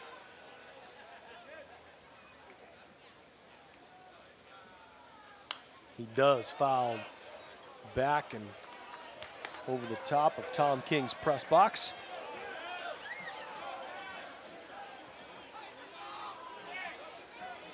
2-2 the count. Deuces are wild.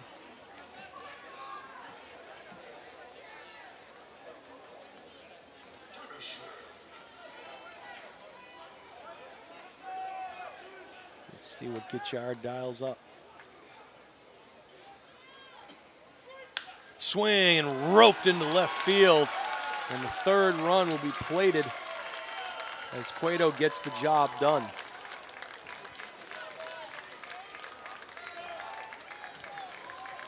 So Boulette, who walked,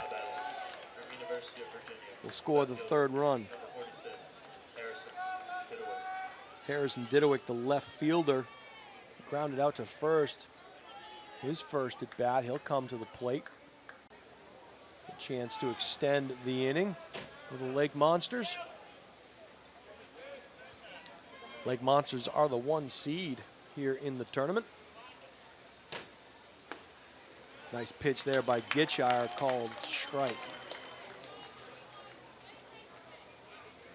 Start to finish, Lake Monsters were the top team in the league. Silver Knights finished in 3rd, but they were able to beat the New Britain Bees in 2 straight. Runner takes off, and that ball is thrown to the third base side of second. And sliding in with a stolen base is Cueto. So another run in scoring position. He got a good jump, but if the ball was more towards the right side of the bag, towards the first base side, it probably would have been a close play.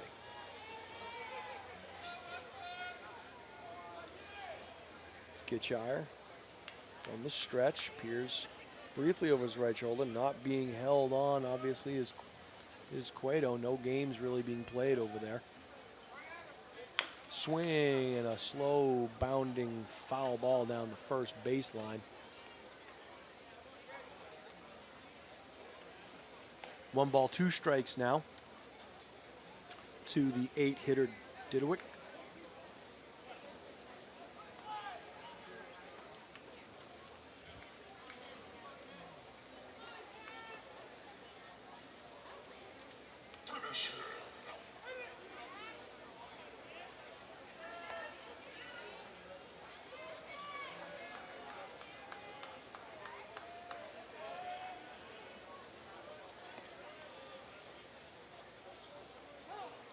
Yeah, fully expect Didowick to call time there as Gitchar and Cueto involved in a game of staring tag. That pitch is low. Count evens up at 2-2. Deuces are wild here. We are in the top of the 3rd inning at Historic Holman Stadium in the Gate City of Nashua, New Hampshire. Game 2 of the Fcbl Finals. Vermont leads the series 1-0 and leads Game 2 3-0. There is no tomorrow for Nashua should they lose this one. And that pitch is high and outside. It is a best-of-3 series. Last night, Nashua traveling to Vermont. They scattered 8 hits, but they were out hit 2-1 by a 16-8 margin. And it was a 12-0 shellacking at the hands of the defending champion Lake Monsters. Gitshire, a little gamesmanship on the mound there, pirouetting back. And Didowick, of course, was able to get, or rather, Cueto was able to get back quickly. No one was covering.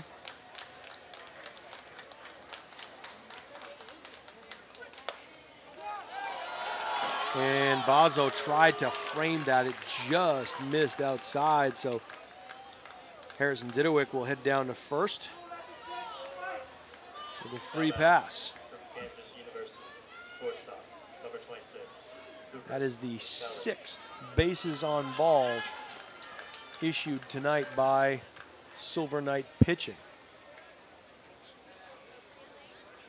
And that is a recipe for disaster. Can't remedy that situation. Cooper Kelly, the shortstop now, the 9-hitter. And again, Gitshire pirouetting back. Trying to get Cueto back at second. That pitch is inside.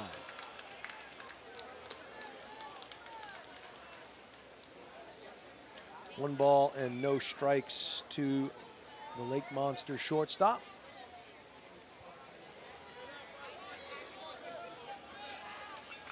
Silver Knights sent 6 pitchers to the mound last night, including their closer, George Welch, who started the game. So you have to wonder in a closing situation if he would be available.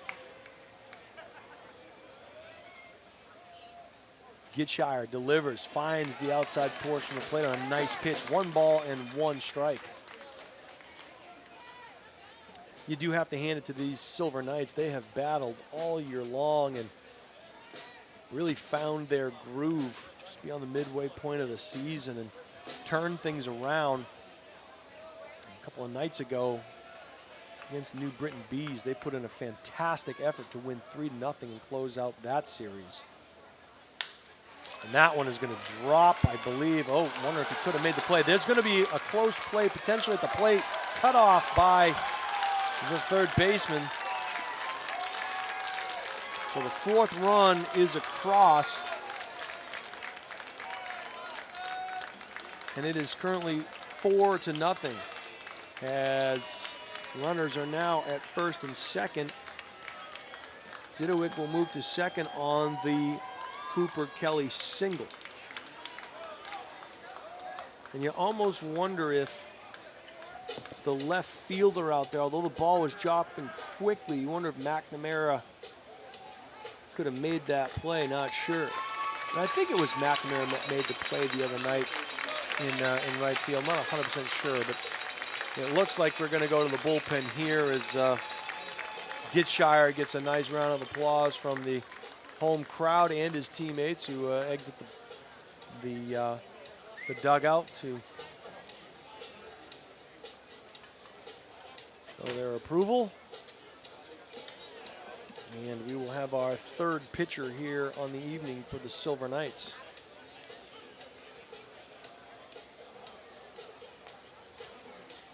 And I did not get the number warming up, so we'll have to see if we can get a number. Or here the public address system looks like 39 on my count. I believe that is the case. Now pitching for the That's Silver Alex Knights. Miesig. From Assumption College, number 39, Alex Miesig.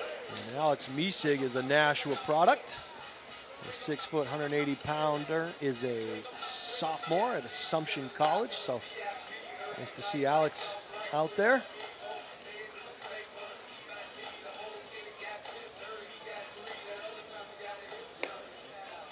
Get some Dippin' Dots are now available on the concourse. numbers on Miesig for you.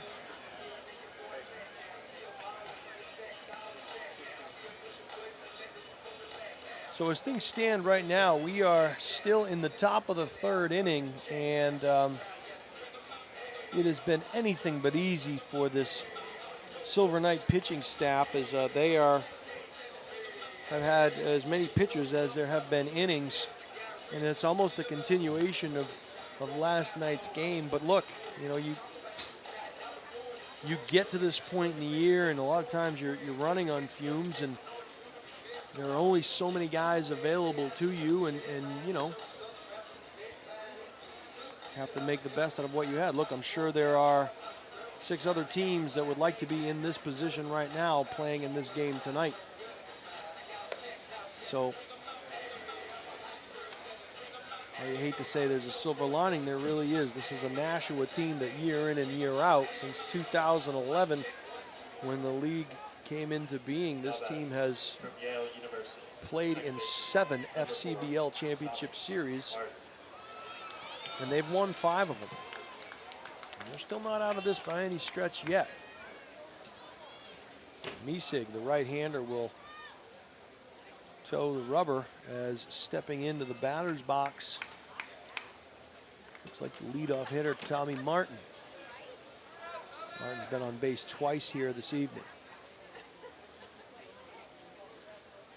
And that one outside.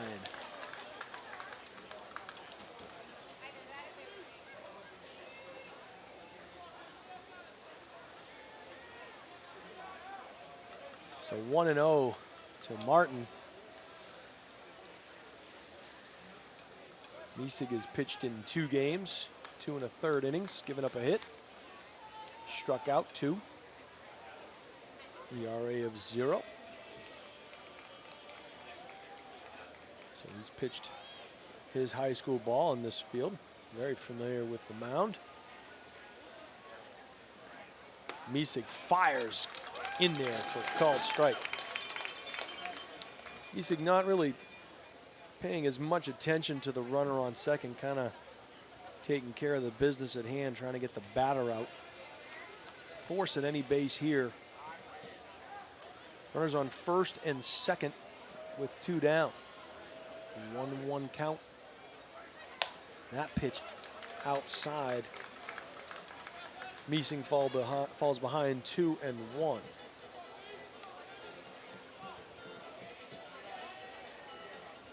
On deck is Fulvretto.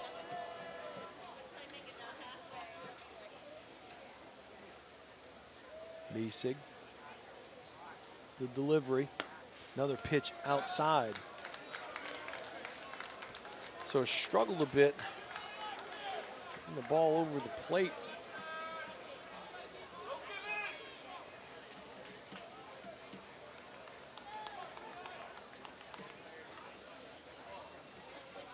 Misig from the stretch.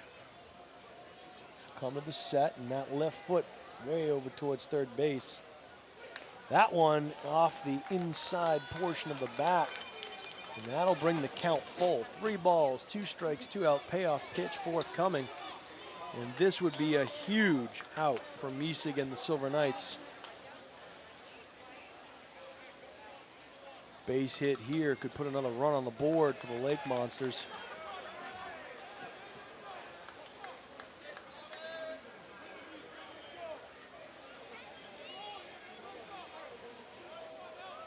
The delivery. Swing, foul off to the left side.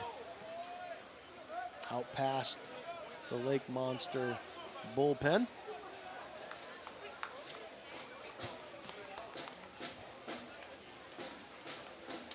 So we'll do it all over again.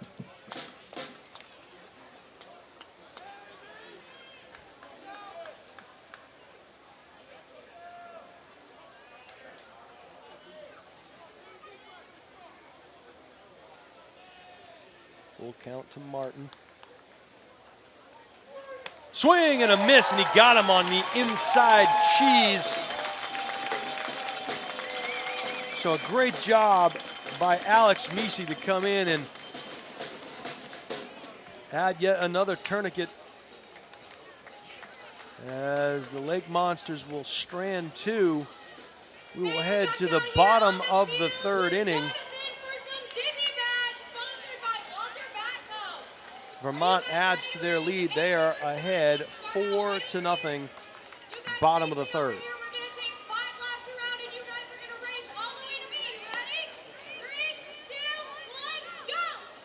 We got the bat spin and run competition coming up.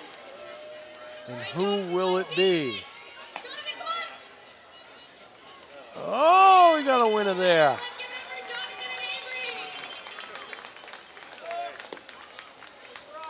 And how many of you would like to see Tom King try that game?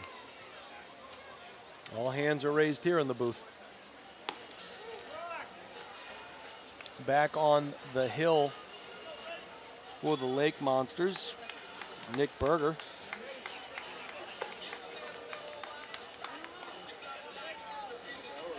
He has given up just the one hit so far in his 2 innings of work.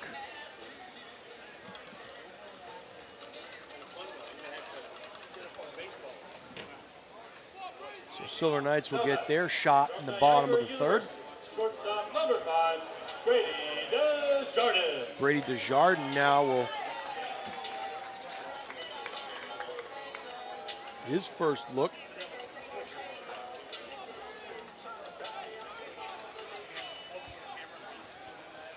Desjardins in the 9 spot tonight will take a called strike. Not sure he agreed with that as he looked back at Blue and said, that seemed a bit wider than the plate. That one almost an identical spot, call the ball. So 1-1 now to Desjardins.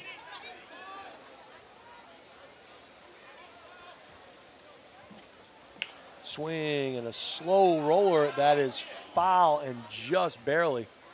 Would have been a nice play over there had it been a fair ball by the third baseman, Favretto. Made it look easy. 1 ball, 2 strikes now to Desjardins. And that one inside evens the count up at 2-2. I don't think there was any ill will there, just got away from Berger. And that pitch high and outside, so Desjardins has worked the count full. Always a bonus when you can get your leadoff hitter of an inning on base, and Desjardins ropes one, hit right at the center fielder. Just had to take a couple of steps to his right. Was almost frozen in the sights there for a second, but that's because the ball was hit almost right to him. So Desjardins gets a good piece of it. Unfortunately, hit it at somebody, and that will be the first out of the inning.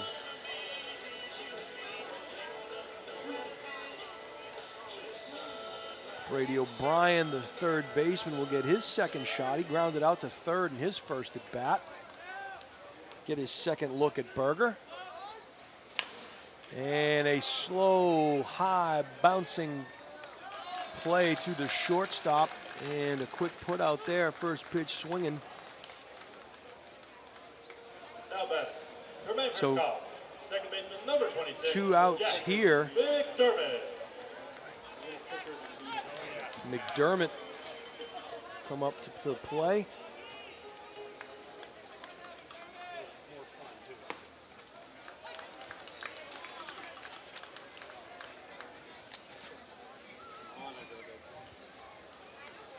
Quickly down 0-1. That pitch inside. Count evens up at 1-1 to McDermott. Jack grounded out to second, his first at bat. Swing and a miss, pulled the head way off to the right there on that miss. 1-2, he'll have to choke up, protect the plate here.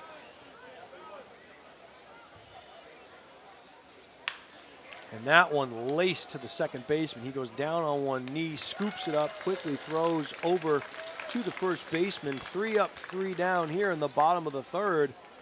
And the Silver Knights find themselves down on the short end of a 4-0 game as we head to the top of the fourth.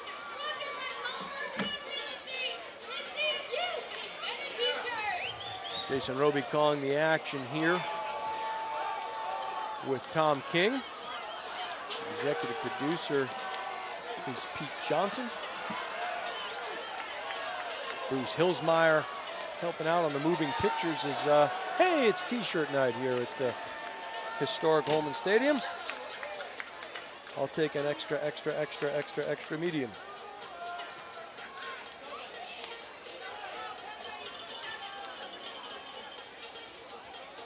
Miesig will get the call again to head back to the pitcher's mound. He had a huge strikeout at the top of the third inning to get out of that potential mess. A couple of runners were stranded there.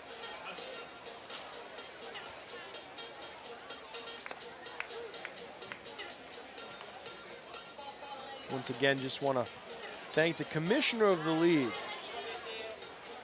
Commissioner Joe Palucci joined us here this evening, and the state of the Fcbl is very good. And if you are looking for something to do, come on down to the ballpark and catch the Nashua Silver Knights. Regardless, it will be the last home game of the season. Still a lot of baseball left to play here. So come on down. The ballpark is alive, jumping, and the Silver Knights could use your support. Miesig from the stretch. He'll face Favretto, who squares up to bunt. And I believe Tom King has rejoined us back in the booth.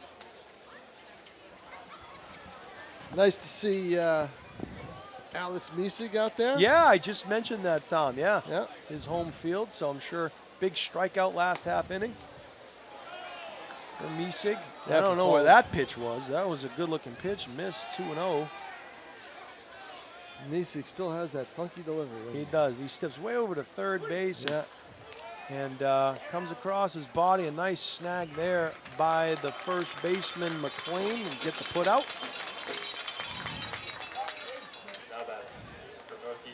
Gonna have to start hitting the baseball, Jason Roby. Well, Desjardins, I mentioned this, had a shot, but really right at the center fielder. He had to move two steps to his right, but it was a good shot off the wood. Yep, just was.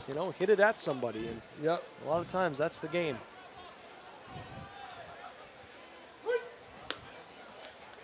Hogue, the center fielder, he struck out looking and grounded out in his previous two at-bats. Swing and a high fly ball. Going to be called there by the left fielder.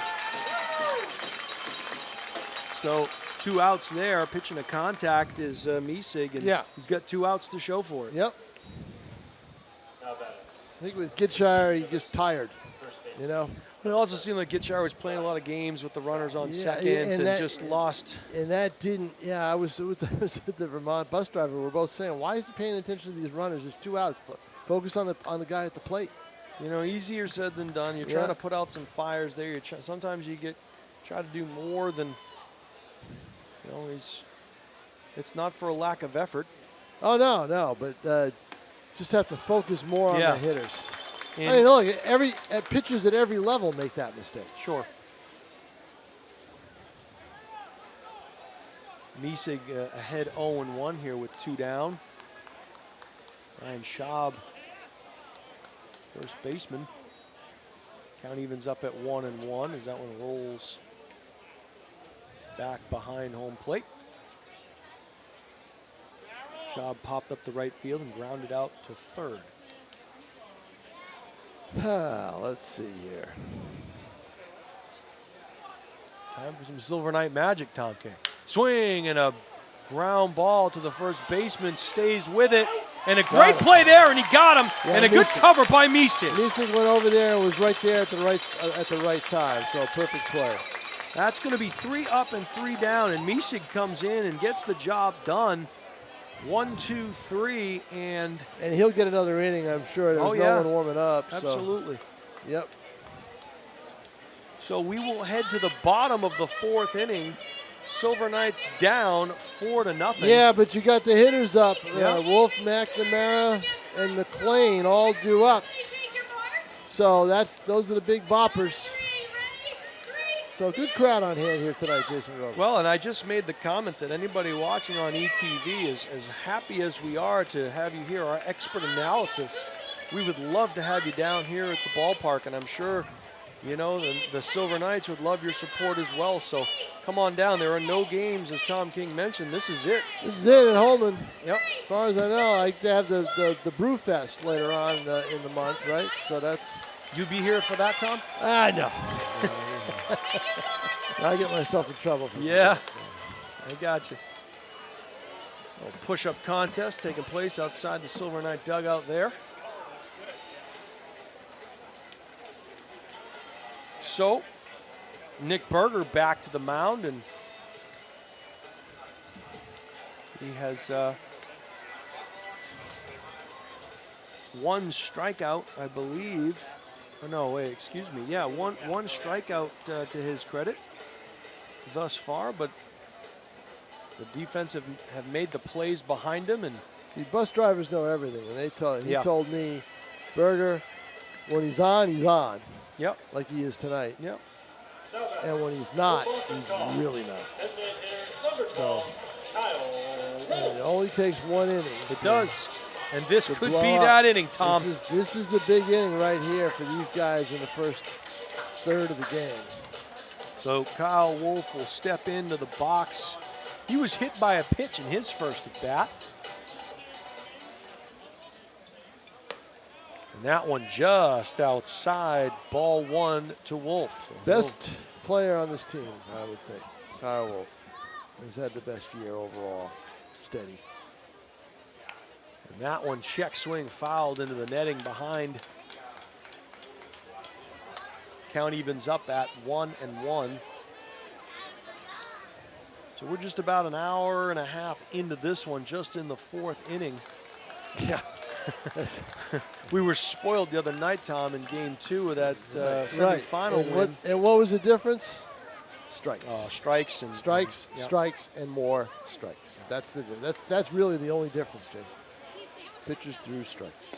Swing and a miss, and good job by the catcher there to hang on to that one as Wolfe is retired via the swinging K. So Shane McNamara, who just missed, more or less just missed. I would say he just missed. Yeah. In the first inning, it might have tied the game. Well, he struck out swinging as a result of that near miss, if there is such a thing. No near miss, it is a miss, right? Yep. Never understood that. Swing, and that one went right over the pitcher's head, almost took his hat off. It fell off, but I think that's why. Right back up the middle. Good hitter. So McNamara gets things started for the Silver Knights. See if Will McLean, who's been busy fielding his position tonight, and move him along. McLean grounded out to the catcher in his first at bat. Was a little nubber that had some spin on it, and catcher had to take about 2 steps out beyond home plate and throw him out at first. So McLean certainly hoping for a different result here. McLean, of course, not the Nakatomi Tower McLean.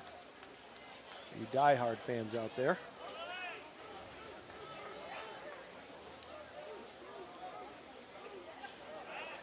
Throw back to first, and McNamara slides in safely. McLean will step out of the box. And back in he comes. He's behind 0-1 now with 1 out. So Berger will step off the back, pirouette, pure over at first. And much ado about nothing. Holman faithful asking for a balk. That pitch outside. Yeah, it was definitely outside. It was. It was. You wanted him to chase it. Yeah. Had a little dip to it. McLean was disciplined in that pitch and let it go. 1 ball, 1 strike now to the first baseman. And that one in the dirt and low. Oh, Berger hasn't had to pitch often with men on base, so. You're right, Tom. I think there's just been, up to this point, 2 base runners. Yeah, 2 base runners until now, so let's see how he holds up. 2-1. Another quick throw back to first. I would would really think that McNamara's not, or that McNamara's not going to try to steal down 4 runs here in the 4th. Nope. So if I'm Berger, I just focus on the hitter.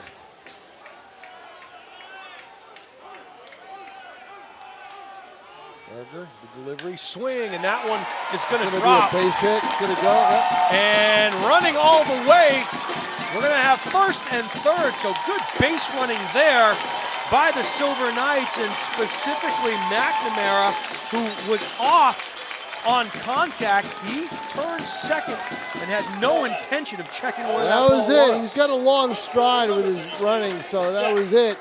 He had, the ball hung up long enough, Jason. Yep. A little tail on it. Yep. Hung up long enough that McNamara did not need to stop. He was around second before the ball even landed. So now you have first and third. You can play some games here and see. Maybe run the claim. You just don't want to run into any outs. And you've got Toomey, who is an RBI guy. He's a very good hitter with men on base. He doesn't chase that one, ball 1. It's Mr. Walkoff. He's had a few of them this year. Toomey grounded out to the shortstop. His first at bat. I'm sure the twin killing in effect here for the Lake Monsters. That puts a pretty sizable gap between the shortstop and the third baseman. Throw over to first.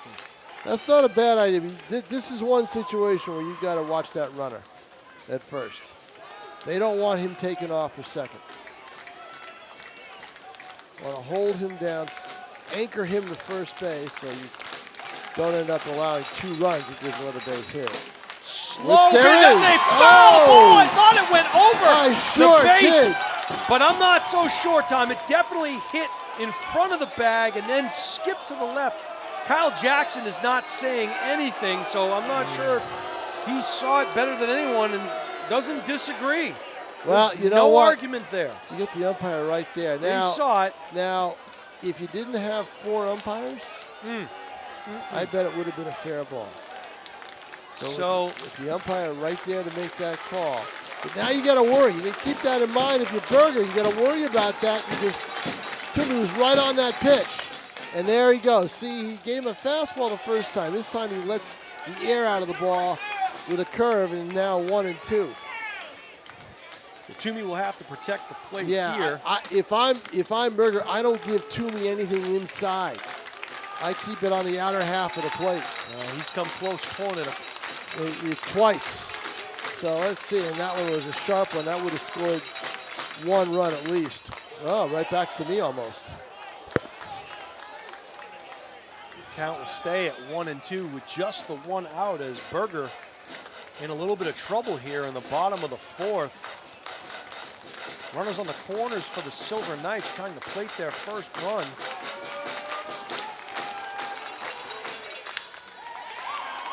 And they will get 1.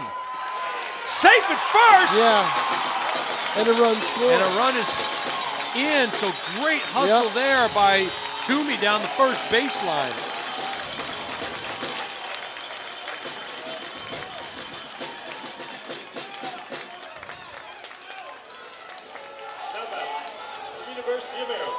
So they're on the board. Tom, I was watching it second. I mean, that was close. That was close, right? Yeah. I mean, a Close. good play in the field by the third baseman there. Well, see, he knocked it down. Had the ball been fielded completely clean, it would have been inning 2. over. Yeah. It would have been inning over, and it would have been a frustrating inning. Zach Martin now with a chance to extend the inning. That pitch missing inside. So with 2 down now, the Silver Knights have their first run of the evening, their first run of the championship series. And there is life in the dugout. Crowd starting to come alive. Swing and a miss by Martin. Big hit was the one by McLean. That was the big hit. Yeah.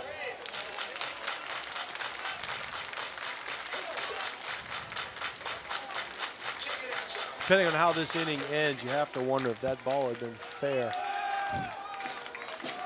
Still would only been 1 run. Right, but you would have 1 less out. Yep. Oh, that's a good pitch there. That was a great pitch. Martin was fooled on that one.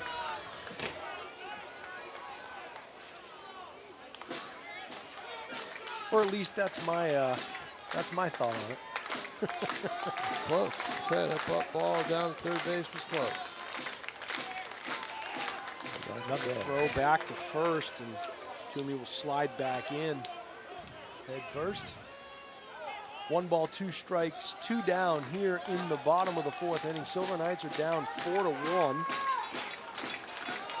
And I think they are calling a balk, and they did, Tom. Yep, a balk.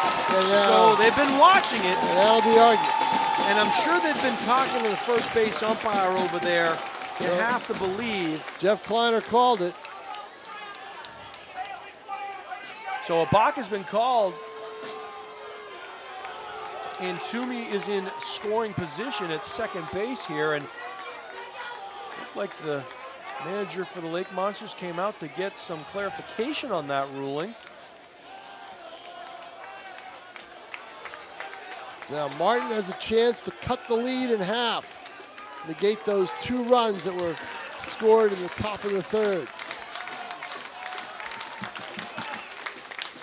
Martin gets it off the end of the bat, but he'll just hang up long enough. Wasn't soft enough, you know. If it had been a little bit lower up at the end of the bat, I would have clunked over the third baseman's head for a base hit. But a fly out to left field, and that'll do it. 1 run on 2 base hits, no errors, and a man left. 4 innings here at Holman. It's 4-1 in favor of Vermont. There's no quitting this Silver Knight team. No, you don't get to this point in the year and say, well, it's been a good year. You're going to fight all the way through and try to earn yourself a 3rd game. Especially here. You know, I'm sure they don't want to see, obviously they don't want to see Vermont celebrate anything, but I mean, they don't want to have it end here. You know? I think I see Bill Sabowski, the longtime softball coach, Nashua South, in attendance. Yes, he's here. He brought his own chair. Yep. Tom. Yep. So does Bill Makaravich. He brings his own. Well, when you are, when you're royalty here in the city, you can kind of, you can do that. You're royalty here in the city. He doesn't have his own booth. Hey, Coach. He refers to me as Romo. Do I get paid like Tony Romo? Yeah, Pete? really. Can I get?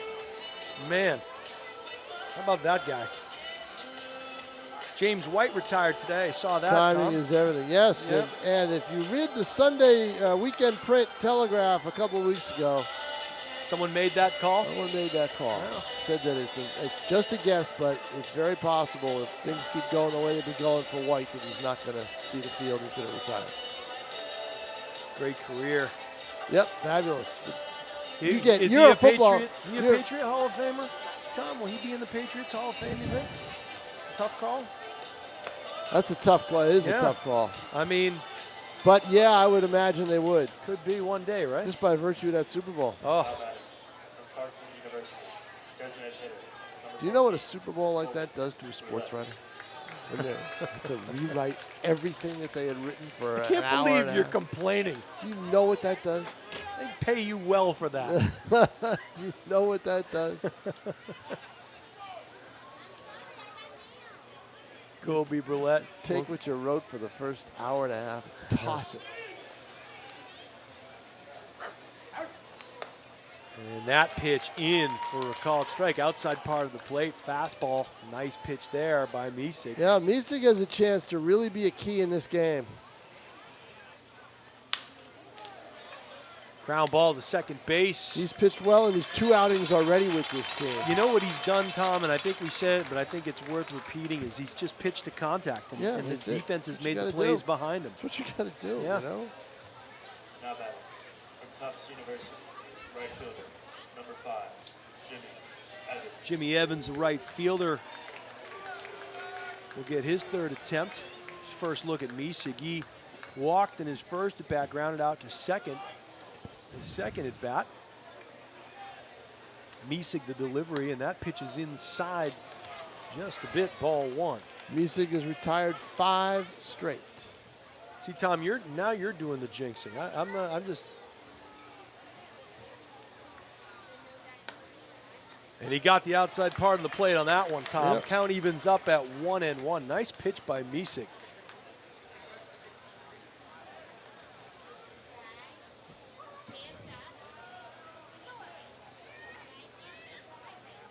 Swing, roped hard and off the glove. It'll have to be a bang bang, and it is. Yeah, Misek's good. And look at Misek hopping, throwing. He ends up in short right field as he tosses it over to the shortstop.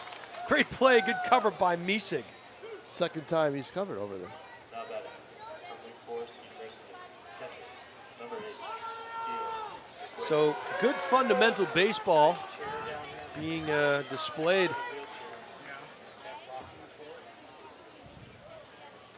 By Misek.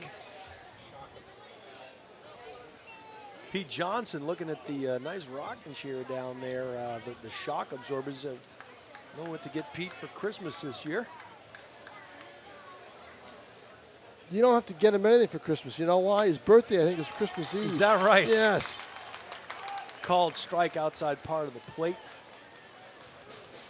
Yeah, those lawn chairs that have the shock absorbers are like rocking chairs. Those are pretty sweet. Another called strike there. Tom, when you retire from the Telegraph, we'll have to get you one of those rocking chairs. I might not be able to get out of it once I sit in it. The 0-2 pitch is outside, and tried to get Cueto to chase it. He would have nothing to do with it. 1 ball, 2 strikes now to the catcher. And my guess is Misek has earned himself yet another inning. They're going to try to get him as far as he can to try to save this pitching. And That's a check good. swing. Is it going to drop? It does. Yep. A good effort there in right field. It's short hopped. And it was a good effort by Toomey. He came sprinting. And it's almost a hit by accident, right? Because he didn't mean to swing at it. Yeah, Just check swing. Yep. check swing, Excuse got me, it. hit. Yep. But that's the way it goes. So Harrison Didowick will get a chance. Grounded out to first in his first at bat and walked in his second at bat.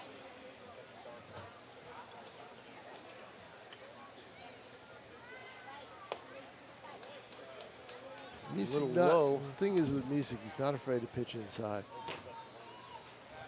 Right, and it was hard to see here, but he's gotten that call on a very similar pitch. So we'll keep our eyes on Cueto over at first. And they got him. They got him if they make the play, and they do. Yep. And what a great job. And Misek just having himself an inning. Oh, he is. He did a great job there. Yep. Wow. So they pick off Cueto at first, who was going, get him in the rundown, throw him out at second. We're going to. What it takes is a pitcher to come in and do the job and keep them shut down, right? Right. And give your bats, your offense, a chance to get on track. So if I'll tell you right now, if Nashua rallies to win this game, Misek is going to be a big reason why. Sure. You know, you almost wonder too, Tom. I mean, when you pitch in a game like this, obviously when you start, and there are a lot of nerves and there's a lot of angst. You know, it's a championship game. It's a win or go home situation. You come in the third or fourth inning and you're down by 4 runs. You're really playing with house money. You have nothing to lose. Right.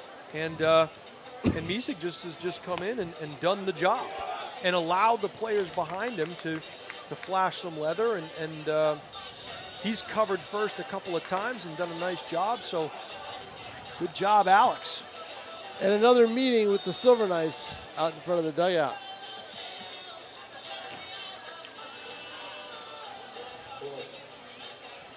Well, if my math serves me correct, Tom, they have 15 outs remaining.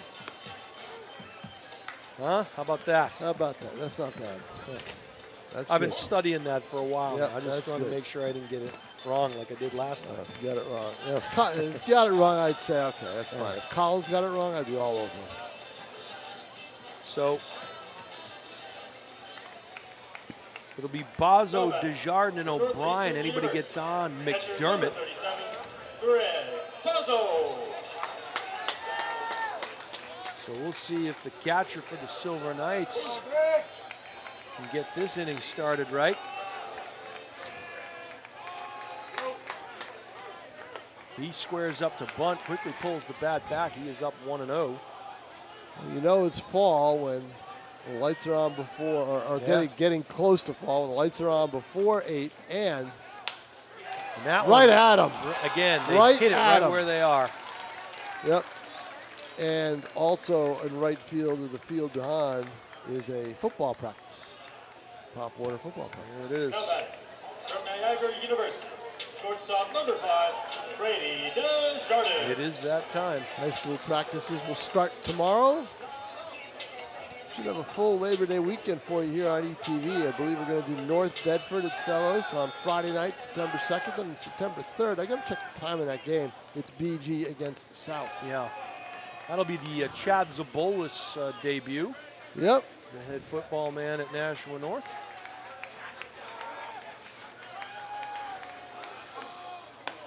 And Desjardins quickly up 2-0 now.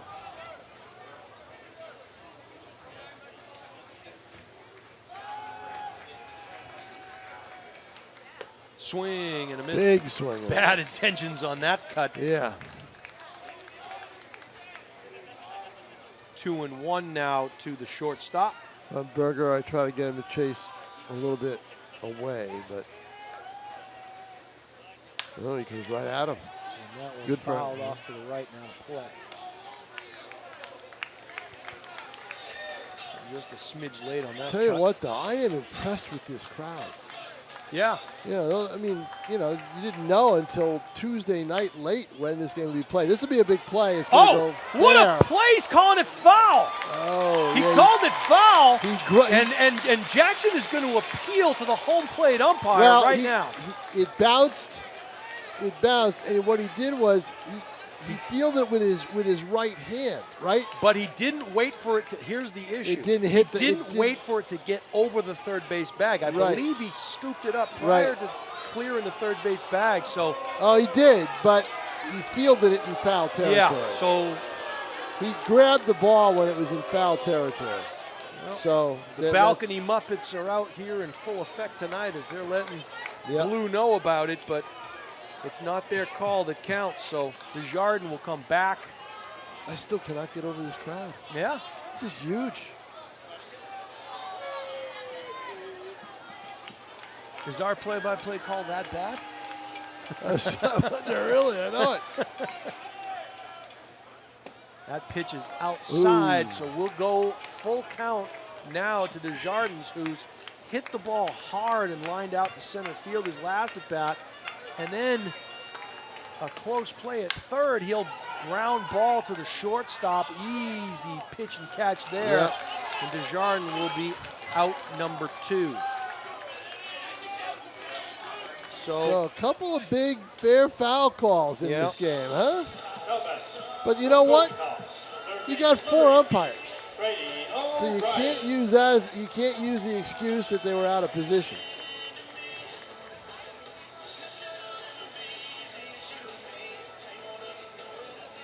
Brady O'Brien, the leadoff hitter.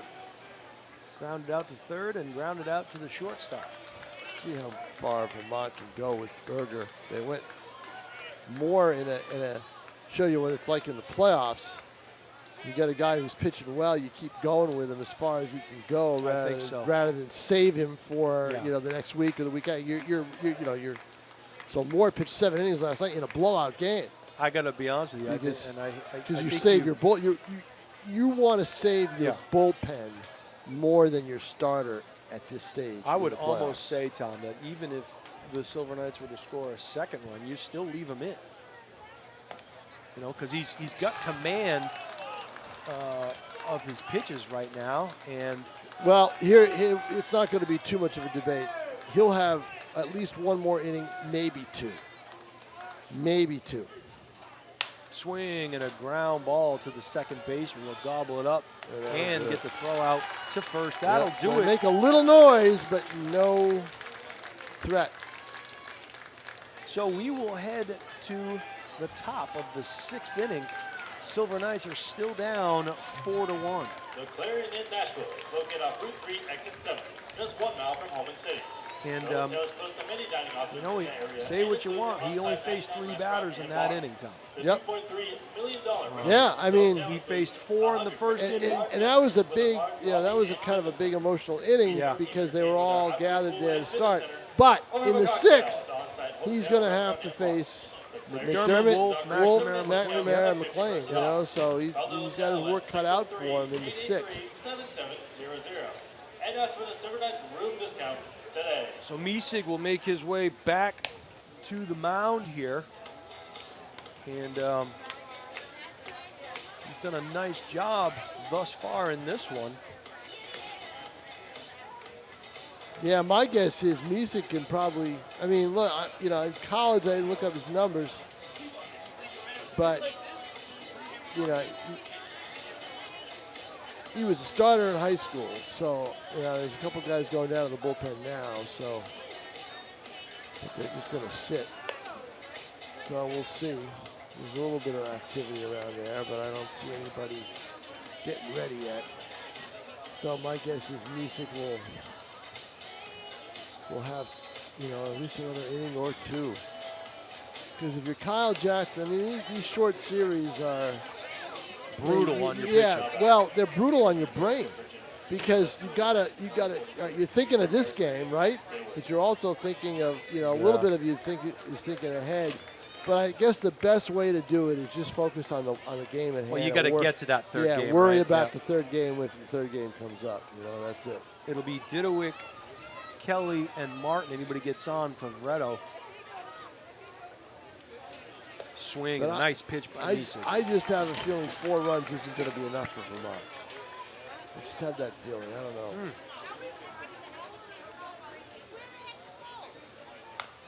That one off the end of the bat, and up foul. Think of this, Tom. We were 3 minutes away from being finished the last time we called a game here. We're in the top of the 6th now. Yep. What a gem that was. Didowick down 0-2. That pitch inside, missing low. Ball 1. 1 ball, 2 strikes.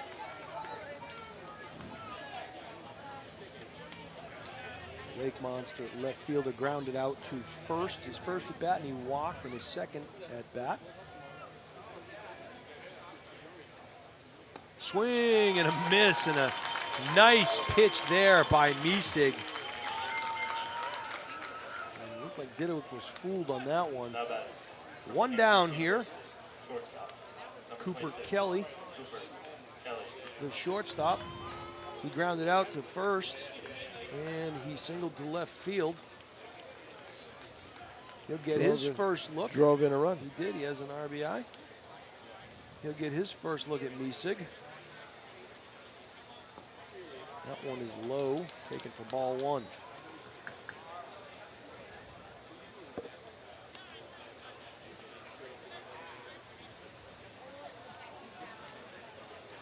Coming to the set, the delivery. Swing, rifled, and a tough hop, scooped by the second baseman. McDermott. What a play by McDermott. Yep. That's a tough one. It knocks you down, but he was up to the task. And again, and you know, it sounds like we're broken records here, Tom, but you let the defense play behind you. And Misig is a real calm guy. Yeah. You know him. You taught him, right? So absolutely. He's lightning could strike next to him, and he wouldn't even jump. That pitch is outside. This jinx brought to you by Tom King. No, I just say he's a calm No, guy. I know what you mean. I know what you mean. He's unflappable. Seemed that way when he pitched for North too. That one is Popped hit up into the field. A long run caught. gathered under and recording that third out. Again, if they rally, this is the kid right here walking off the mound. It's the main reason why. So Misig retires the side in order in the top of the 6th. We'll head to the bottom of the 6th. Silver Knights still down 4-1, but the big bats are coming up. We'll have McDermott, Wolfe, and McNamara. Anybody gets on, Mad Dog Willie McLean will get a chance. So, do or die time for the Silver Knights here. Misek has faced 10 batters. He's retired 9 of them and cut the other one down off the bases. So, well, he's helped his cause greatly as Berger will head back out to the mound. So, no love is gone for these guys. They are focused on one thing and one thing only. it's good to see them get together. You know, this is a team that has really come together. They've been. That's the one thing. They've been a very good, a very likable group of players who really all like each other, and it's worked out for them all year long. They didn't quite have that last year. Well, when you can get to a game like this, sometimes you throw all the other stats out the window, and it's the group that can stay together the longest that can persevere and fight through it. So, gotta like their chances. They are down 4-1. Meat of the order coming up here. We'll see if McDermott could get things started in the bottom of the 6th inning. That pitch taken low for a ball. McDermott grounded out to second twice. And that one laced right back up to the pitcher again. And I'm going to tell you right now, Tom, Berger has almost been hit twice. At line drives hit back at him. But that would have been one heck of a play at short if he was able to make it. It was a great diving effort by the shortstop, Cooper Kelly, but he couldn't make it. So McDermott has the leadoff single, and Kyle Wolfe a chance to get this thing ever closer with one swing of the bat. He was hit by a pitch and he struck out swinging. So this is the guy you want up right now. Here's the other thing, Tom. Swing and was fooling that one, but and there's some activity now in the Vermont bullpen. This is his third look. Yeah. You know, all these guys, it's their third look at Berger. Right. Big. That's a big key, Jason. Berger from the stretch. Quick throw back over to first. Not a huge lead for McDermott. As quick as Berger was with the throwback, McDermott was safe by a mile. So we'll see if they continue to look back at him. And that pitch inside taken for a called strike. And Wolfe quickly down 0-2. But Berger has to be careful here. If he catches any of the plate, Wolfe will be on it. And Wolfe's got to protect. Yep. Silver Knights need his bat in this one. That one outside. Clear waste pitch. Yep. Sometimes when you throw a waste pitch like that, you do it almost happen. You throw it by the catcher. Throw it by the catcher, and now you have a runner on second. Yep. 1 ball, 2 strikes to Wolfe. Berger to the set. High fly ball. That's going to make it into the stands here. And nice play there off the bounce. So Wolfe staying alive.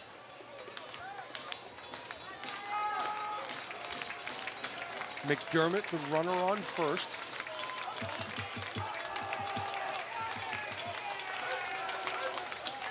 Swing, and again, fouled. He's got almost identical spot. Yeah, he's got Wolfe lunging. If he throws a fastball, he might be in trouble. Although I don't wonder after all those off-speed pitches whether Wolfe would catch up with it. I might try a high fastball, see if I can get Wolfe to chase it. Yeah, maybe. You're ahead the count, 1-2. If I'm Wolfe, just keep looking at that outside pitch and take it to right field.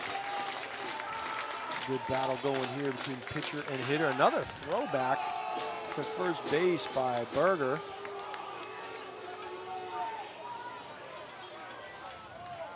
Silver Knights trying to cut into this Lake Monster lead. That pitch high and outside. High fastball. Wanted to chase him. Now it's 2-2. You made that call, Tom. See if he would chase it. He did not. No, he's a disciplined hitter. He won't chase real bad pitches. He may not catch up to something, but he won't chase way out of the zone. Again, the throw back to first right. on a 2-2 count. Right.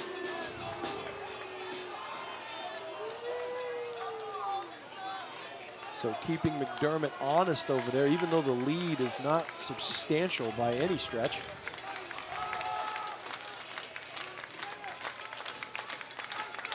Wolfe. Swing and a ground ball, and what a play by the third baseman. A terrific scoop by the second baseman. Yep. Tough throw. Boy, oh boy. Tough throw, could have had two, but a nice play at third as he had to almost scoop it behind him. Ball was almost by him. That was just, I mean, they flashed that leather. Wow, that was impressive. Both, and by two players, not just the one for Vedo, and then great getting scoop. it over to Martin at second, At who had to second scoop with it. a great scoop at second. Tough play. So, one out is in the books, and are you going to have a pitching change here, Tom? Or Yep, just we a are. meeting at the mound? We are. We are going to get a change. So Berger is out. You know why? McNamara. Yeah, He's McNamara. hit him hard. Missed a home run earlier and started the rally before. So, and a nice round of applause as you look behind the Lake Monster dugout as Berger comes off the mound. He has gone 6 1/3 inning of 1 hit ball, or excuse me, 4 hits, 1 run. So he has been aided by some fantastic plays in the field, and there have been some close calls for the Silver Knights in terms of, is it foul or is it fair? You can count 3 of those. Also some hard hit balls that have been put right at the fielders, and they've made the plays they're supposed to up to this point. So everything has been in favor of the Lake Monsters thus far here in terms of their positioning and the calls and so forth. But they've put themselves in that position, and you know, they're not the best team in the league Right. for nothing. I mean, this is a good ball club, and they're showing you why. But Pete Wilk is making the right choice. Yeah, here. I would agree with that. Yep. Yep. We'll see who he's going to here, Tom. I didn't get a number yet, but it looks like 16. Yeah. So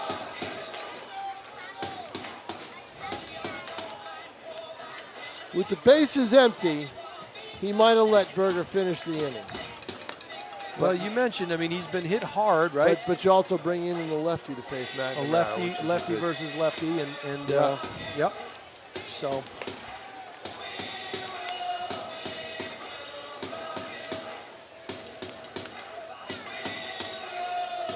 So coming to the mound for the Lake Monsters is Evan Clark. He's a 6 foot, 180-pound sophomore.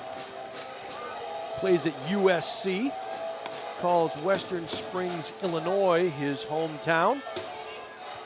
Pitching for Vermont, from University of Southern California, number 16, Evan Clark.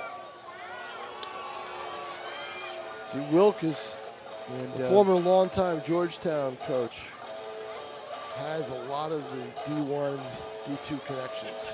well, so far here this summertime, he's 2-0. He's pitched in 19 games, 17 2/3 innings, 35 strikeouts in those 17 2/3 innings. He's given up 20 walks though, and given up 16 hits. In the playoffs, he's pitched 1 inning, struck out 2, and walked 1. So My guess is there'll be a walk in this inning. Tom King playing the percentages. Yep.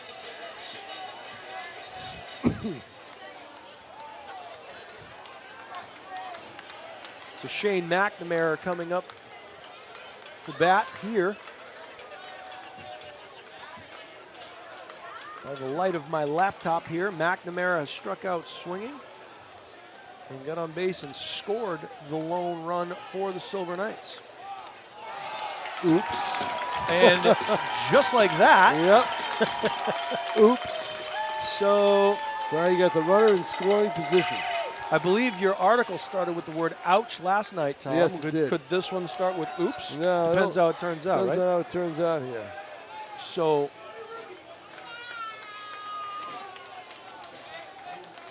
Wolfe gets down to second base. McNamara had 1-0. Now the count evens up at 1-1. Silver Knight fans hope it starts out Burlington bound.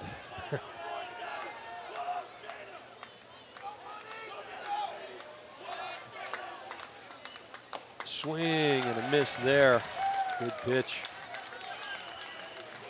McNamara down 1-2. Tough pitcher from what we see here. Yeah. He's able to keep the ball down. Of course, that first pitch was outside and down and just went too far. Well, and you have to say a good move to go lefty against lefty here. Yeah, let's see if he keeps it down or if he's 1-2. Fastball. Ooh, Going the other way with it. And the left fielder slipped. That's Slip, going to play it's to gonna run. Play to run, yep. And this place goes crazy. Yep. He slipped. He slipped. He misread it off the bat, Tom. He took a step forward. Because when he realized it was going over his head, he went to retreat. Because if he lost his footing. If he doesn't slip, he makes that catch. Yep. And he slips. And as soon as the ball was hit, I said, that's going to carry deep. I knew it was going to carry. The question was how far. But the slip puts a runner at second, a run in, and the Silver Knights are back in this game. And, you have to, and it looks like the umpires are having a discussion out there. I'm not sure what it is. We'll keep an eye on that. You also saw the third baseman look out towards his left fielder. Trainers coming out to see if there's something wrong with one of the umpires. That could be what it is, yep. Bill Kloss, out of performance rehab, longtime Silver Knights trainer, coming out to check on the umpire, I believe, and hopefully he's okay and continue on. It looks like that's going to be the case. Yep. Little hitch in the giddy up there, but yeah, interestingly enough, boy, that's a tough injury. That's a tough walk. Yeah, yeah.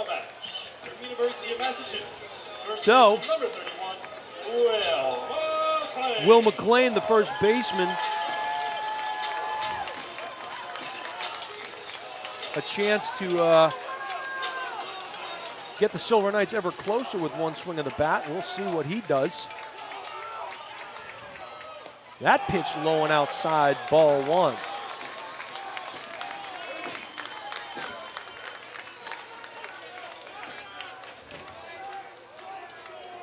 Again, the job Misek did gave this team hope.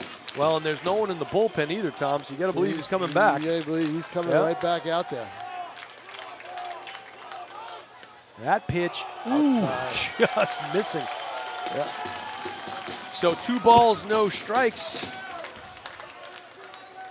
to the first baseman, McLean.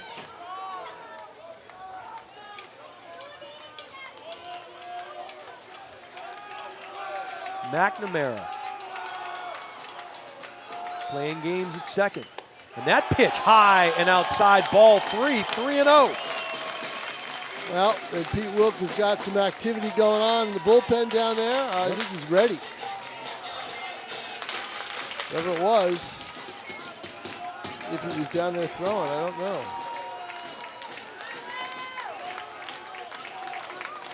Probably won't stay with Clark unless he can get out of this inning. Well, as soon as the lefties are done. Yeah, he's probably done. He's probably done. Yeah. 3 balls and a strike. McLean taking all the way.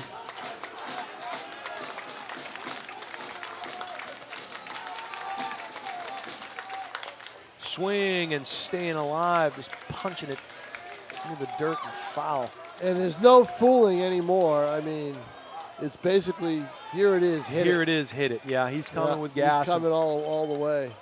Count has been worked full. Still just the 1 out. McNamara stands at second. A misplay out in left field plates the Silver Knights' second run. They're down 4-2 here.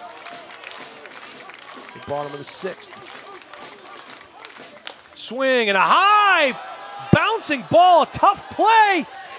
And it definitely was an out, Yep. but it was close. He had to make it. Boy, that ball was a way up there. An onside kick rainmaker. Exactly. Back to the pitcher, and I will say this: if Clark isn't 6'5" and he's 6'4", Yep. He doesn't make the play. he won't make that play. He might be safe at first, but he did. So McLean is and he stays in to face the right-hander Toomey, who is an RBI guy. My guess is Toomey's going to get the job done here.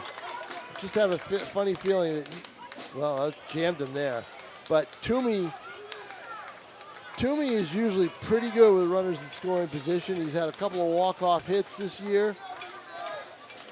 He's a clutch. In other words, he's clutch. Well, I'm going to bring back some old B.J. Neverett adages. Win the inning.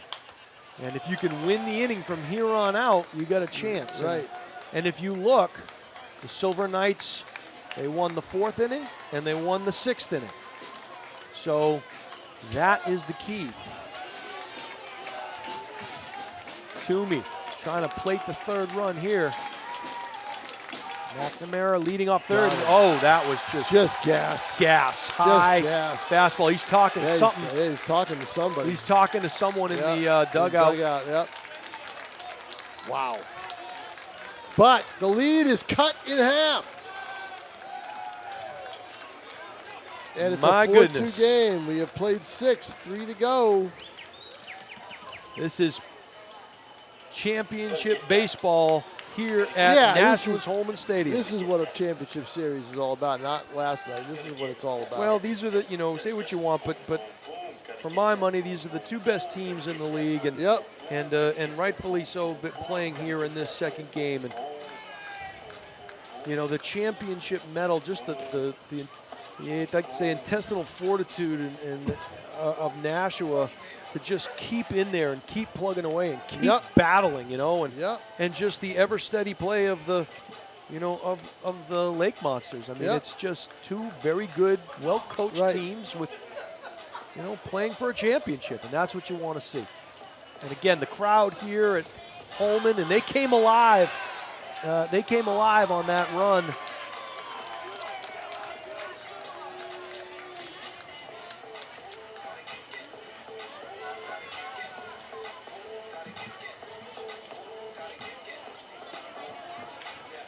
They came alive, but you know what? They probably have a feeling they could have gotten more. And of course, Vermont's got the feeling where they shouldn't have gotten anything because of the slippage in left field. So it's, look, little things when you have good teams out there, little things make a difference. And we've seen a couple little things here tonight. And again, I go back to if you can get a shot of that scoreboard, the numbers weren't too crooked in the 1st and 3rd. That Nashua couldn't come back, and that's what they've been doing. They've lost 2 innings. Yep. They've tied 2 innings, and they've won 2 innings. Yep. So that's why we are where we are. And if they hang around long enough, maybe you can get a little deeper into that bullpen. Who knows? But for the time being, Misig, he'll stare out towards center field, say a couple of words to himself, and step back on the hill. He's got no fear. He's that kind of pitcher. Favretto, the 3rd baseman, who's made some outstanding plays at 3rd base, will take a called strike. Tyler has walked. I believe it was a fielder's choice and grounded out to 1st.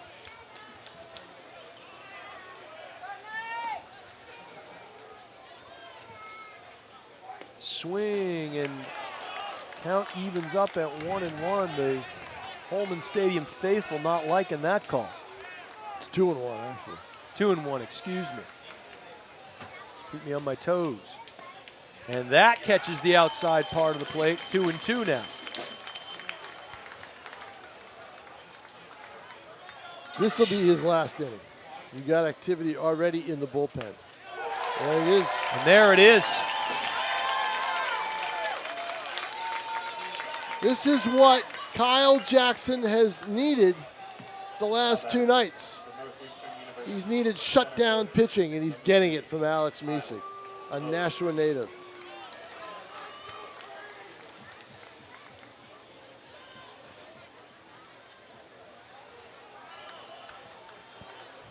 Center fielder Hogue will come up. Swing and a ground ball. Takes a big jump, going backwards, making the play. Nothing's been solid off of Misek, nothing. So, but a good play there by McDermott at second to retire Hogue. So suddenly, 2 outs. And Tom, I hate to look ahead, but if he were to get Schaab out in minimal amount of pitches, will he come back? No. For the 8th? No. You got somebody warming up in the pen now. Okay. That the one thing that they try not to do is waste relievers when they warm up. So you have to think about that. You always look at what a pitch. Nice pitch. Jesus. You're Alex Misek. Get a hold of this ETV tape. Keep it. Ooh. And that is hit about 1.5 miles towards left field. It's hanging up there, plenty of time. In fair play, it looked like, by the third baseman. And we'll see if Tom King is right, because 1, 2, 3, down go the Lake Monsters in easy fashion. A tough play, but we're going to head to the bottom of the 7th inning. The Silver Knights are down 4-2, and Alex Misek has kept them in this one. 4 1/3 innings of scoreless relief. So it looks like we're going to have it's lefties on the mound. Yep. Same. Might be. I think that is right. Yeah, yes, it is. It's still Evan Clark. Still Clark. Yep. Clark is in the game. He, of course, struck out Toomey to end the last half inning and kind of peered into that Silver Knight dugout and had words with somebody over there. So coming up in the bottom half of the 7th here,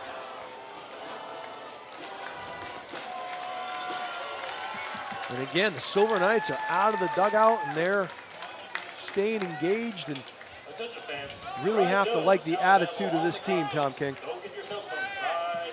Well, they're never say die team. They have been all year. They've got a lot of walk-off wins. They've had rallies. They've held off teams. If you hang around long enough. My guess is that they are, they're not done scoring. The question is, can Vermont manage any more? See, Vermont's been stymied. They were hitting the ball. They were taking advantage of walks. But Misek isn't putting anybody out. You're not getting any freebies from Alex Misek. And Vermont had no way to put pressure on him. We have a pinch hitter here, Tom, Mitch McCabe. Yep. Yeah, it is McCabe, number 16. Out of Pace University, the 6'1", 215-pounder. Pinch hitting from Martin. He's a senior. Lives in Chelmsford, Mass. Plays his college ball at Pace University. We'll see what Mitch McCabe can do. Swing, first pitch swing. It could be a tough bounce. Nope. Shortstop gobbles it up and makes it look easy. Wasn't hit hard enough. Needed to be hit a little bit harder. So McCabe, first pitch swinging. And who did he hit for? Martin? Yep. And he can go out and play the outfield. He is an outfielder. So we'll see if he goes out there.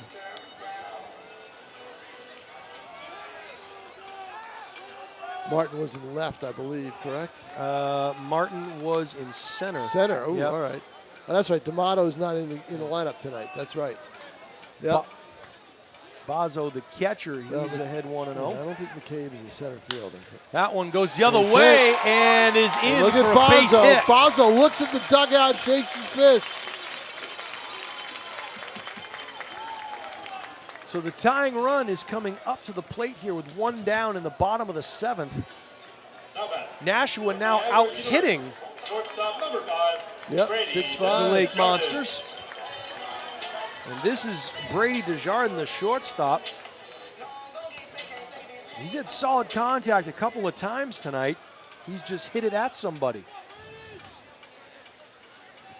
See if they'll check on the runner. They do not. That pitch low and inside, ball 1. As mentioned, Desjardins lined out hard to the center fielder and grounded out to second.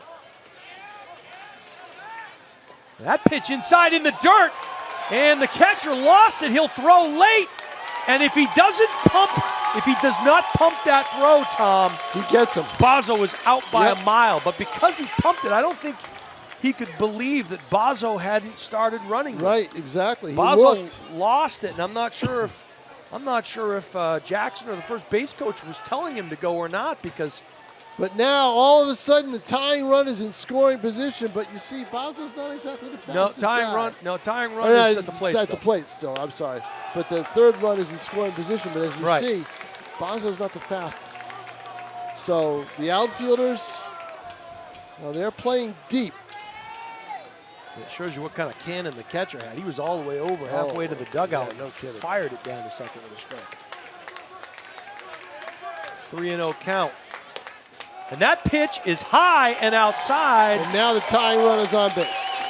So runners at first and second with 1 out. And we're at the top of the order.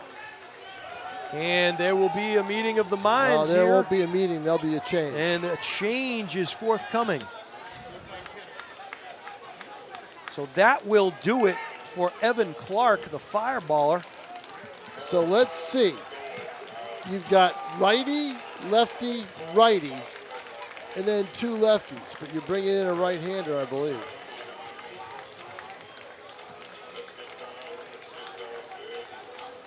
So we'll get a look at it here. They're bringing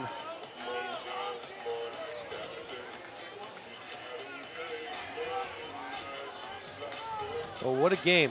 Yep. And some great battles. Looked like here. there wouldn't be one, and then all of a sudden, what Nashua needed, they got. They got shut down pitching for the first time really in this series. This is going to be Liam Reiner, the 6 foot, 205-pound righty out of St. Lawrence. Maybe a senior, calls Williston, Vermont home. See if we can get the numbers on Reiner here. And Now pitching for Vermont from St. Lawrence. Reiner this summer was 3-2. He appeared in 16 games, 4.55 ERA. He has 1 save, 27 2/3 innings pitched, 20 strikeouts, 7 walks, and he has given up 26 hits in those 27 2/3 innings of work. He has pitched here in the playoffs. In 1 game, 1 inning pitched, 1 strikeout, and 1 hit. He has faced this Silver Knights team twice, once on August 10th and most recently July 1st. The most recent game he lost 7-8. He only pitched 2/3 of an inning in that game. He gave up 4 runs, 3 of them earned, Tom. So, interestingly enough,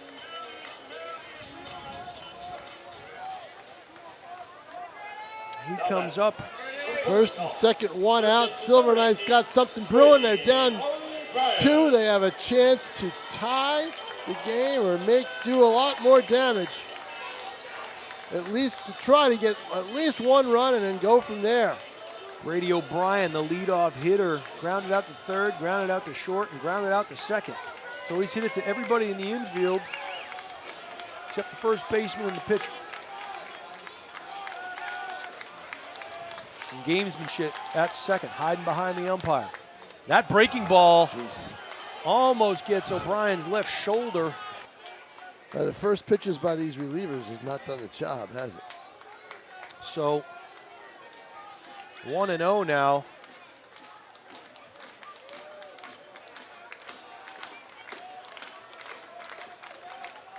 Reiner peers in, gets the sign from the catcher, comes to the set. The delivery. And that pitch inside for a called strike. And that must have just grabbed the black outline of home plate. Count evens up at 1-1. Still just the one out. Silver Knights have runners on first and second. They are down 4-2.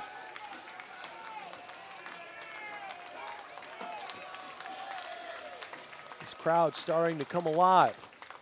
And that ball, slow roller to the second baseman. He gobbles it, ends up getting it, he's safe! And the bases are juiced. He just juggled it just a little bit, Tom. Just enough, and O'Brien's got speed. So now you got the bases loaded, and something's going to happen in this inning. I'm telling you right now. They've got to take advantage of this. You get an error, you get the defense. All of a sudden now, what's happened to Vermont? They were pitching, they were hitting, and they were playing good defense. What's happened? They stopped hitting. Their pitching's been pretty good, but their defense has faltered and let them down. A left fielder slips, allows a run to score. Second baseman loads the bases with an error. That's what's happened in this game. You hang around long enough and this is a keep kid playing. This is a kid up at the plate who hits the ball hard and hit 2 homers the other night. Jack McDermott digs in. Is it McDermott? Yep. It is, right? Yeah. And that ball high and outside. Ball 1. Reiner reaches down and grabs some dirt.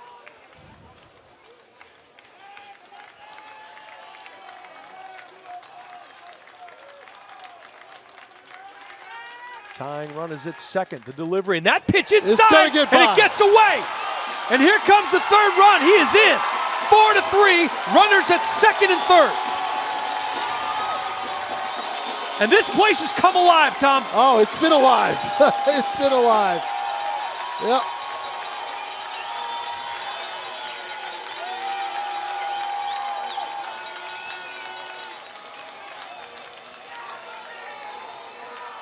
So here's the scenario.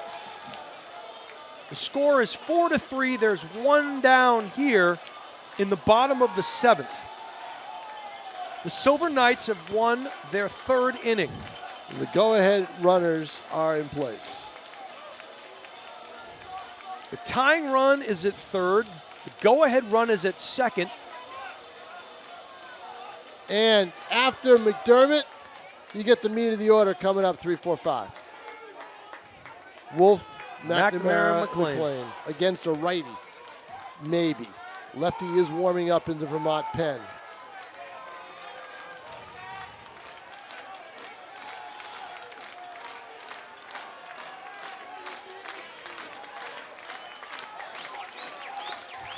So McDermott ahead 2-0. Reiner to the set. That pitch high and outside, ball 3. Question is, if he walks McDermott, which it certainly looks like he is, do you bring in the lefty to face Wolfe? Oh, probably, yeah. That's a called strike. Got to keep doing that. No, I don't think so, Tom. I don't think so. No, I think you stay where you're at. Let's see, is it double barrel down there? They got a righty going too? I can't see from my angle. I see a lefty. You see the lefty, the other kid's not throwing, so. Swing and fouled out of play to the left side. He swung a ball 4. Pitch was up and out. The count has been worked full. Reiner has battled back from down 3-0 to work it to 3-2. So McDermott have to protect the plate here. Tying run is at 3rd. Go ahead is on 2nd. First base open. Wolfe is on deck.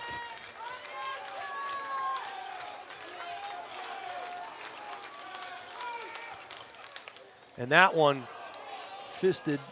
Hit his bat. Yeah, it did. It was a ball and it hit his bat. He wasn't swinging at it. No.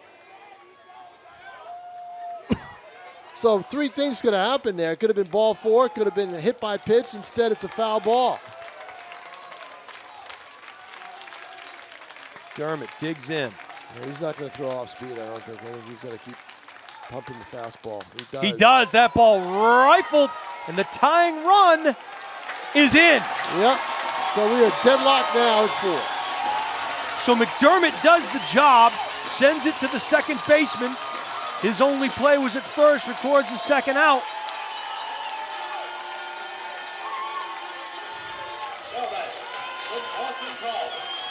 The go-ahead run now at third base. Wolfe, McNamara, and McLean due up here. Wolfe coming over to talk to Jackson. No, not coming over to talk to somebody, but it looks like he was talking to somebody in the Lake Monster dugout. Yeah, I know it. Well, I think he thought that Wilk was going to come out to the mound, and he wasn't sure. Yeah, we're going to have some kind of a talk here. Yeah. And well, we're going to have a change of pitcher. A change of pitchers, maybe. I haven't seen it yet. There's been no call.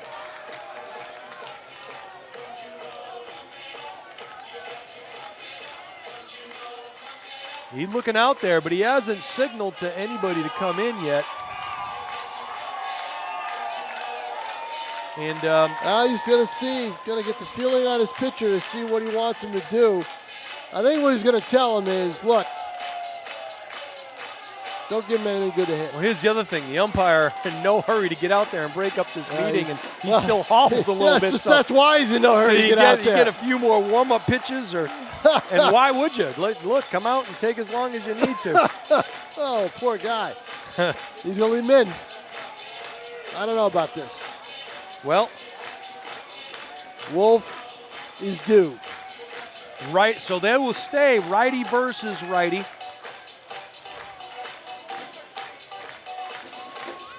Wolfe's not going to get cheated on his swings, that's for sure. Nope. So the go-ahead run stands at third base. Hit by a pitch, struck out, hit into a fielder's choice. Chance to give the Silver Knights a lead.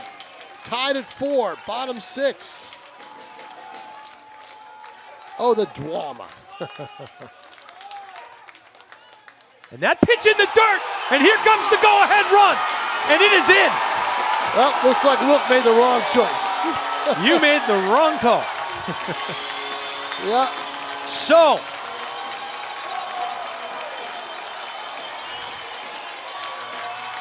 the Silver Knights will not go quietly into that night. No, they will not. I didn't think they were. And you made the call, Tom King. 4 runs will not be enough, right. And you hit the nail on the head. Yep. And I will say this, that Nick Berger pitching performance seems almost like it was a month ago. It does. They got into that bullpen, and that pitch is a called strike. Looked like it was a little low outside, but regardless, count will even up at 1-1.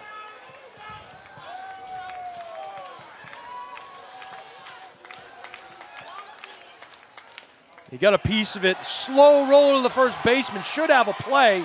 And rifles it to first and makes the play. Yeah, so good job at a first baseman and get off the bag quickly. Yeah, that will give Jeff Leonard time to really think about it. That will retire the side. And don't look now. The Silver Knights have scored 3 runs to take the lead. We'll head to the top of the 8th. I'll tell you what, though, you give all the credit in the world to Alex Misek. And we do have action down in the Silver Knight bullpen. We'll see if Misek heads back out to the mound here. And I think he is, Tom. I don't know why you wouldn't, but. Yep. So Misek, who the book on him, they didn't have much to go off of, I don't think, did the Lake Monsters. And no. Misek is just, you know what he's doing? He's pitching in his home park. That's what he's doing. Misek and Corey O'Day pitched in a New York State league in Cortland, New York. So there it is. And they got here about, I don't know, a week and a half, 2 weeks ago. So there's no book on him, so everything you're seeing really is first time you, first time me. Right. Unless you played high school baseball here in the state of New Hampshire when Alex pitched, or you played in a league where he played. You haven't seen him, at least not this year. No, not at all. So Misek will head back out. How many innings does he have in the book right now, Tom? 4 and a third. 4 1/3 innings thus far for Misig. And if you look, again, the Silver Knights win the inning.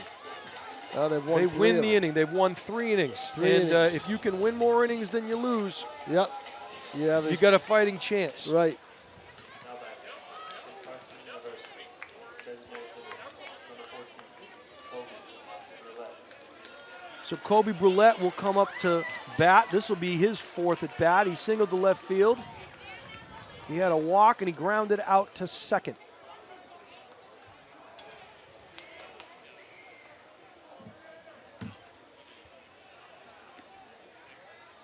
And that pitch paints the corner, strike 1. That's the thing. He's been throwing strikes. He's pitched to contact, thrown strikes, done everything you're supposed to do. That one outside. Count evens up at 1-1. It'll be Brulette, Evans, and Cueto. Anybody gets on, Didowick. And that one is low. So the Tom King jinx in full That's all effect right. here. Yeah, nah, he'll come back. He'll come back with a strike. You watch.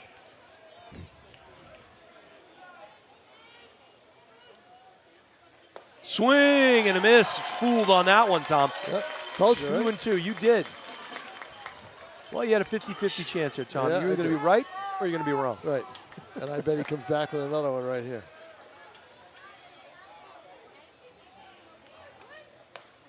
He got him. He called it. And Brulette can't believe it. And I got to be honest with you, Tom. I'm not so sure that was on the edge. I but, thought it was ball 3. but when you're dealing like Misig is, See, you that's get just that it. call. You get that call because Misik is, But of course, it's not where the catcher caught the ball. It's where it crossed the plate. Right, sure. So, We'll go with that. And it looks like Jackson is heading out to yep, because I pitch think count. make you, a change. You Pitch go count. by pitch count. Yep. So this place is going to erupt when Alex Misig leaves the field. Let me Yep. tell you that right now. And here he comes, Sure and the is. fans are standing and applauding as Sure. well they should. And there's his teammates to meet him. And he's only been here for a cup of coffee, but what an impact Alex Misig has had. And I don't know if he'll extend this series or not. And hopefully he does, but what a great effort by that young man as he's greeted and will head into the home side dugout. His team was down by 3 when he entered. They're now up by 1. So let's get that pitching change there, Tom.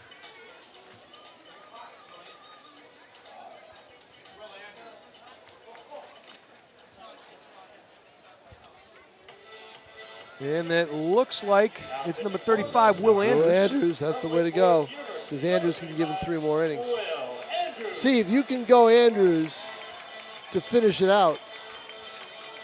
We are here in the 8th. He can finish it out. That's what he's going to do. He'll finish it. And then they have, he might be able to pitch tomorrow, might not. Welch will probably be able to pitch tomorrow. So Andrews is a 5'11", 165-pound righty. He calls Salem, North Carolina home. He plays his college ball at Wake Forest University. He's a sophomore. And Kyle Jackson will go to him to see if he can't bring this one home with 1 out in the 8th inning.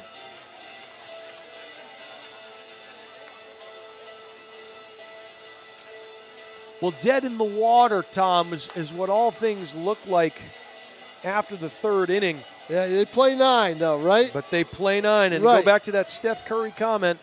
That's why it's a best-of-7 series after Boston had won a Right. game. And you saw what happened after that. And it's obviously you can't predict what's going to happen, moving forward from here. But what an outstanding, never-say-die effort by this Nashua Silver Knights team. They are to be commended for just sticking to it and keeping focused and rallying back.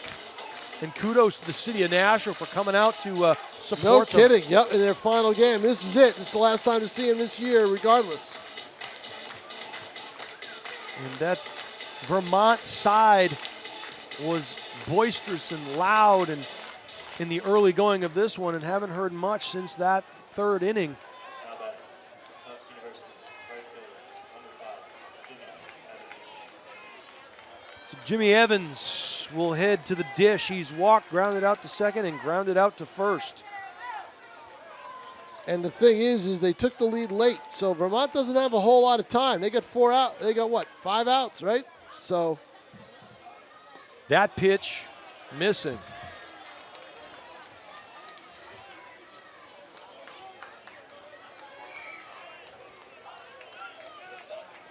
Andrews to the set.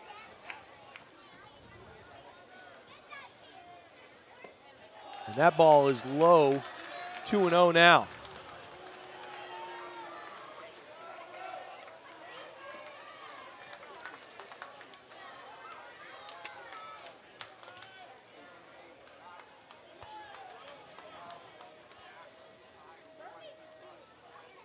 That pitch catches the outside part of the plate. Good pitch there.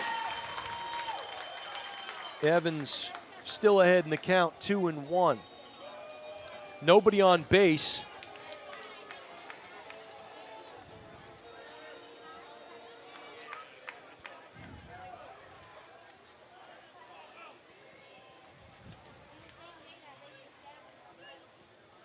Swing, got a piece of it. Count evens up at 2-2.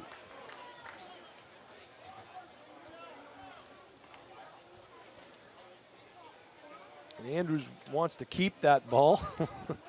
Home plate umpire walks out to take a look at it and says, yeah, that's fine, you can keep it.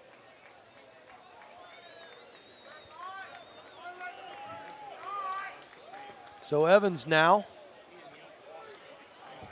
2 balls, 2 strikes, still just the 1 out. We'll see what Andrews gives him. To the set. Inside part. Swing, and that one. It's catchable, and it's caught for an out. In foul territory, so Evans will foul out to the third baseman. 2 down now here in the 8th inning. Gio Cueto, the catcher, now will get his 4th at bat. He's been on base 3 times tonight. He was picked off at second back in the 5th inning. But he has scored a run, and he's been on base, as I said, 3 times.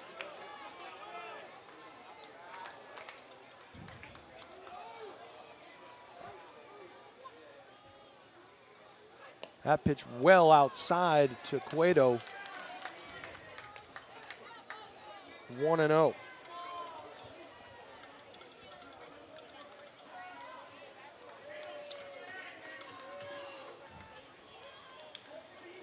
Looks like they're pretty much straight away here in the field, Tom. And the bullpens are quiet. Swing, foul back into the stands, just to Tom's right. Boy, I tell you, it's dangerous sitting in these stands. Well, the fans are still looking back, almost as if and the hands are now up. I think everybody's okay. So yep, Cam Cook goes over to check it out. 1 ball, 1 strike. He's going to go up and see. Hopefully everybody's okay in the stands.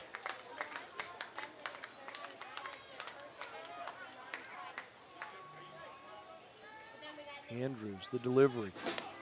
Outside. Just missing 2 balls and a strike now.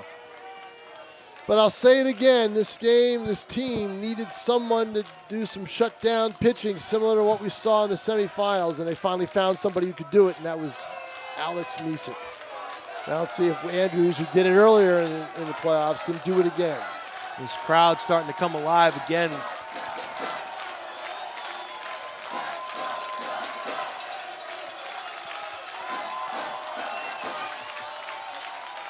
The 2-1 pitch. Inside, ball 3. Harrison Didwick waits on deck.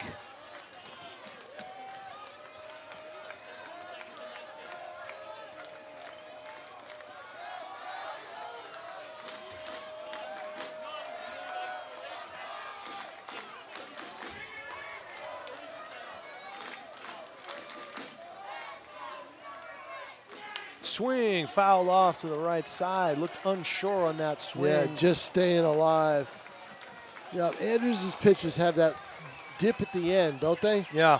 And it's tough to pick up sometimes. Well, it is a full count. 3 balls, 2 strikes, 2 outs here at top of the 8th inning. Silver Knights with a 1-run lead. Yeah, he strikes him out, this place will go nuts.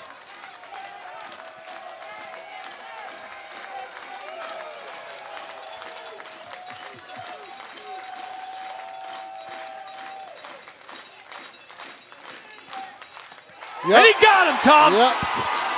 And Holman Stadium erupts. Yep, told you. We will head to the bottom of the 8th inning. The Nashua Silver Knights have battled all the way back from a 4-1 deficit. 4-0 deficit. 4-0 deficit, thank you, to battle back to a 5-4 lead.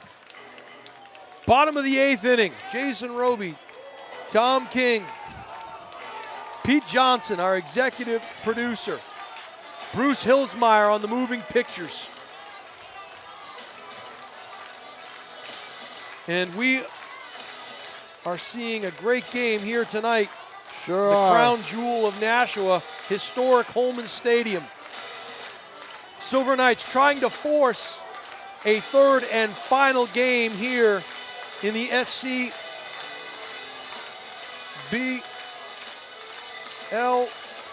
playoffs.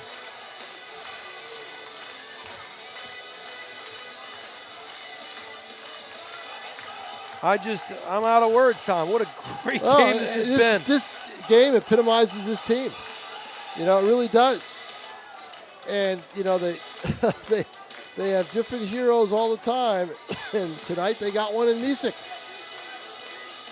So, one thing is for certain, that out was important for a couple of reasons, Tom, because, and not to look ahead, but you're going to face the 8-9-1 hitters in the 9th inning, as opposed to extending that inning and having, you know, to face the meat of the order. See if Vermont brings any pinch hitters in. You know, this is just one of those things where, you know, Misek kept Vermont off the bases, literally off the bases, stopped the hitting. But they weren't really pounding the ball anyway. They were taking advantage of the walks. Right. And then Vermont unraveled. They unraveled defensively. The error at second, the slip in left field, the wild pitches. They basically made a lot of mistakes, and Nashua, with the momentum, forced a lot of those mistakes.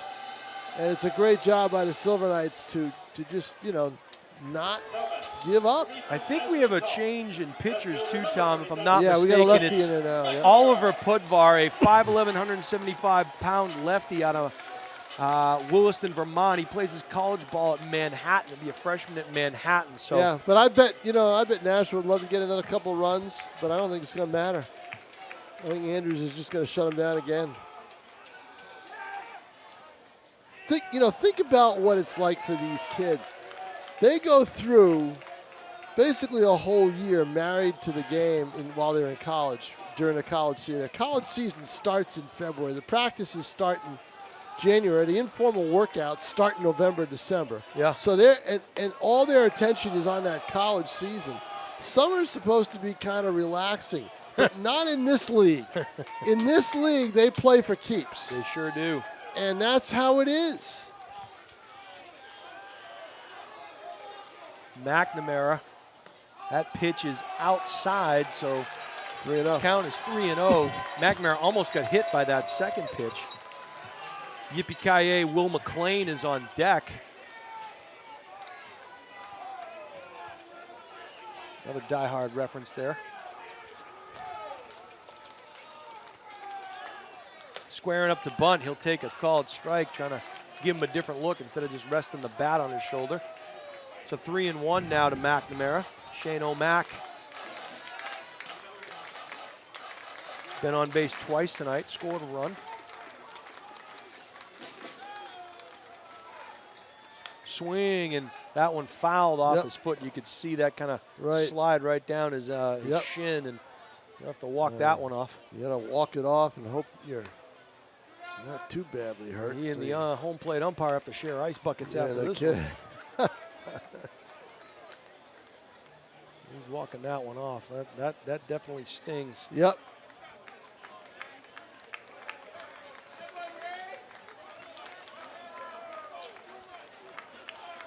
I'd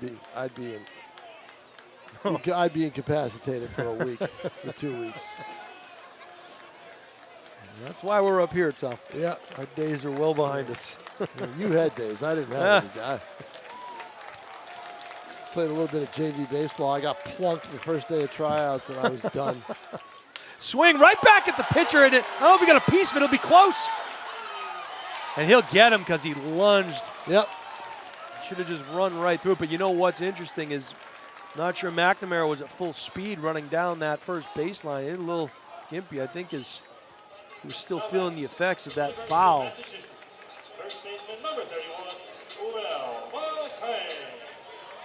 Nakatomi Tower, Will McClain.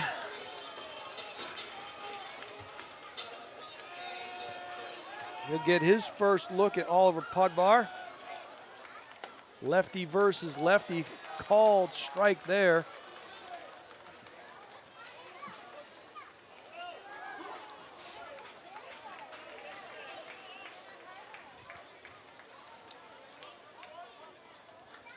Fixing his the umpire calling for the Silver Knights to get back in the dugout as they were crowding the dirt there. They don't want to be in the action. Who can blame them? Sure. Time is called.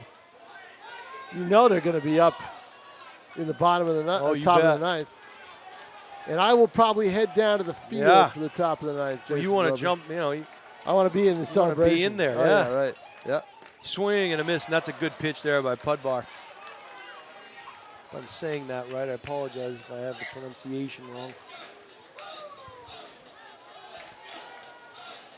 So 0-2 now to McClain.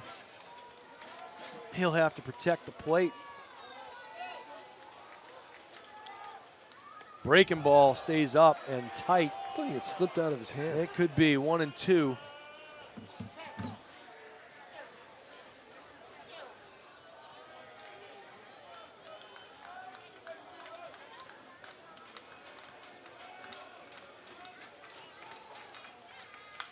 And he waited on that one and golfed it, and it's going to drop into the third baseman's surprised glove. he hit it. Yeah, that was an interesting look, digging it out of a bunker. So McClain will pop out to the third baseman for the second out. College of the Holy Cross. Right fielder number 32, Jack Toomey. Jack Toomey.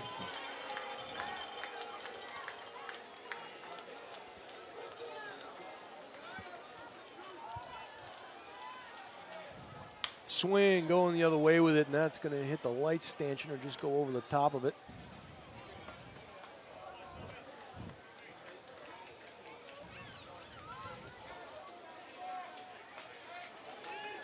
Pudvar wind up. Swing, and again going the other way with it, and that is laced foul down the right side and out of play. Pudvar ahead 0-2 now with 2 outs.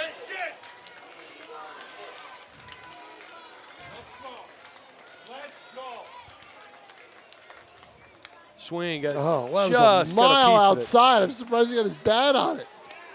That was in the lefty batter's box. Well, regardless, he's staying alive. He earned himself another pitch. That one high and outside, ball one. Same 1-2. spot. Same spot. Why not, right? If he's going to go for it once, he might as well go for it twice.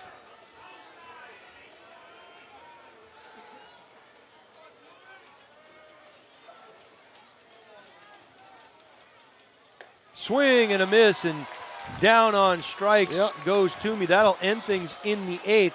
All right, Jason Roby. Yes, I sir. will head down, and I will see you probably after the game, after the interview. Yeah, been a pleasure, Tom. Great job as always. He is Tom King, the Nashua Telegraph, and calls games, writes articles. He's a prognosticator, and he's got all the info on the goings-on of this Silver Knights baseball team. Well, what we know for certain right now is the Silver Knights will head into the top of the ninth with a 5-4 lead over the Vermont Lake Monsters. And of course, when this thing started, it was 4-0 after 3. And to be honest with you, it didn't look that close. But the Silver Knights hung around. They battled back. They've won 3 of the next 5 innings. And not to be overlooked, the pitching of Alex Miesig, who just came in and did tremendous work keeping the Lake Monster bats in check.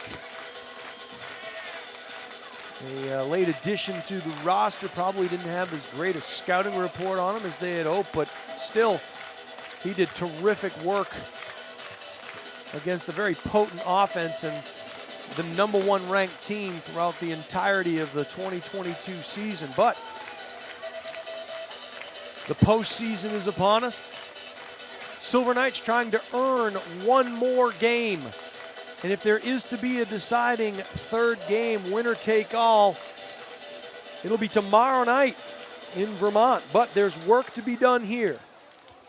You got to protect that 1-run lead here in the 9th inning at Historic Holman Stadium. And if you've been joining us on Nashua ETV, and if you are in Chester or Bedford and you're watching, you have been treated to a gem.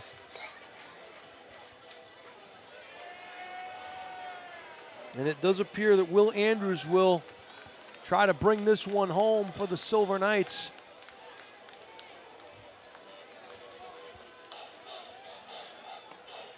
And it does appear that he's going to face Harrison Didwick, Cooper Kelly, Tommy Martin, if anybody gets on, Tyler Favretto. So here we go, fans.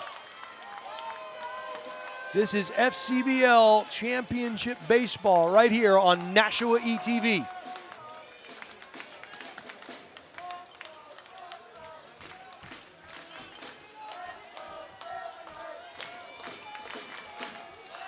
Andrews to the set. The delivery paints the outside corner, called strike one.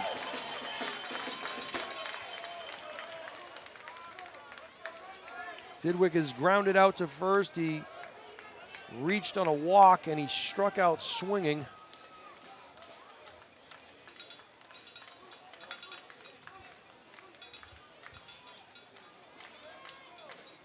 Andrews, the delivery, swing, he goes the other way with it. That's going to bounce, be a fair ball. We'll see if he tries to get 2. He will try for it. And the ball will be offline, and the tying run is now on first as Harrison Didwick lines one the other way down the left field line. The tying run in scoring position for Cooper Kelly.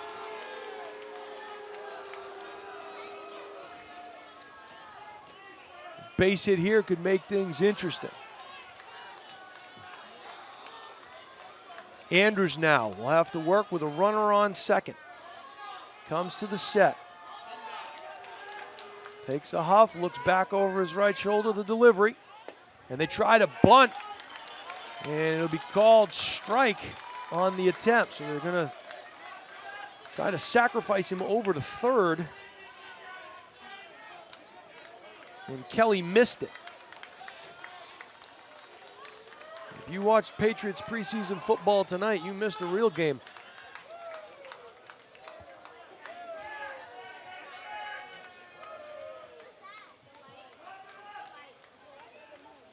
Andrews to the set, the delivery, and he squares up again. Oh no. Oh, and a great adjustment there by the second baseman. As the first baseman, McLean, charged, he realized he had no play at third. McDermott was covering first on the bunt and had to switch from his left foot to his right foot to record the out. So one down here, top of the ninth, but the tying run in Didwick is now at third.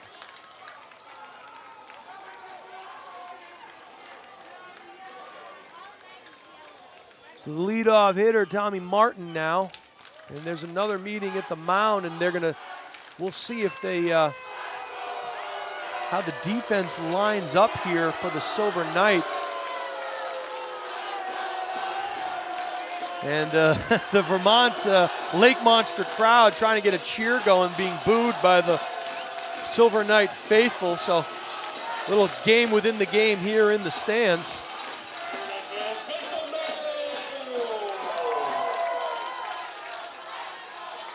So there was a meeting at the mound between the entire infield, and Coach Jackson was talking to him. Meanwhile, Tommy Martin came over to talk to the skipper and see how they wanted to play this. Bozzo communicating with O'Brien down at third. We'll see how Andrews approaches this at bat against leadoff hitter Martin. Martin is a lefty, so it's a righty-lefty matchup. Martin walked, struck out swinging, and flew out to left field. The infield is in for the Silver Knights. They are in. So anything hit hard or bloop is in for a hit. Swing, did he look, did he go? Bozzo will peek down to third. And the last thing you want to do if your Didwick is get picked off at third, so he'll stay pretty close to third, I would imagine. To the set, Andrews. The delivery. Swing and a number. And a fair ball misplayed. I don't know if time has been called as catcher-pitcher talk it over. They would do well to make sure that time has been called so the runner doesn't advance to second. So a cheap one will come across. The tying run scores in Didwick. There's still just the one out. The go-ahead run is on first. Tommy Martin swung at it, hit the plate, and had some weird English on it.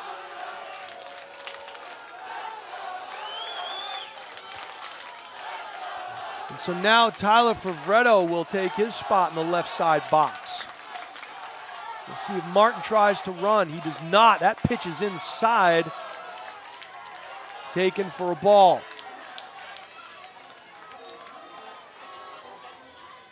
So our eyes will be on Tommy Martin, the second baseman who stands over at first. Just the one out here in a tie game, top of the ninth inning. And just a real strange play that just took place at home. And he'll take off, and there will be no throw to second as Bozzo loses control on the transfer. So now the go-ahead run stands at second in scoring position.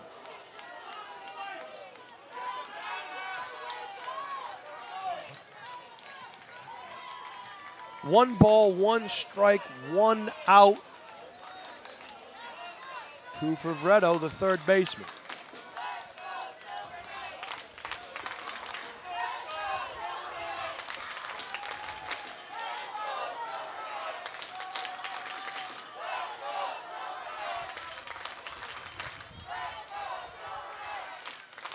Breaking ball doesn't quite get there.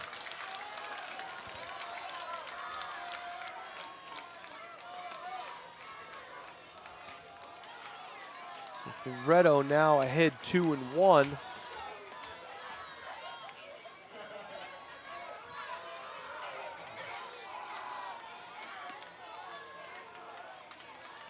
Andrews On the stretch, the delivery, strike call, and a nice pitch there. I think he may have fooled Vervetto on that one. Count evens up at 2-2. Vervetto has walked as a fielder's choice, a ground out to first, and a strikeout swinging. A hit here could mean trouble for the Silver Knights.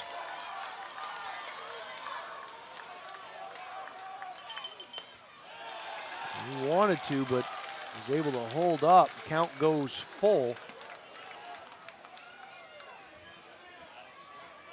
3-2.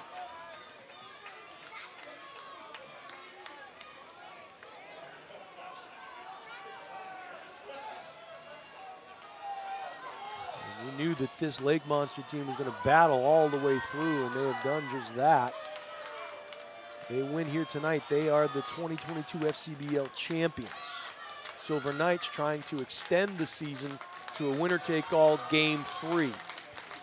Vervetto steps out of the box to gather himself. Andrews to the set. Swing, and he got a piece of it there, staying alive. BG style, 3-2 still with just the one out.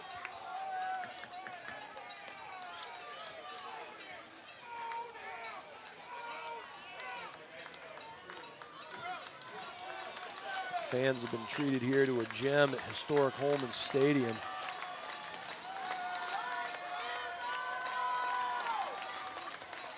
Crowd starting to come alive once again.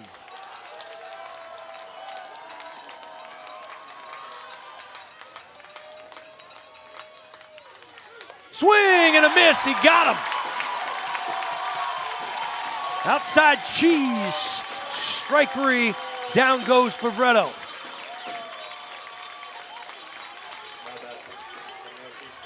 So the center fielder, Kyle Hogue, will come up, and he has been a terror thus far in the postseason. Entering tonight's game was 7 for 13, batting .536. Tonight he has struck out looking, grounded out a couple of times, and popped up to left field.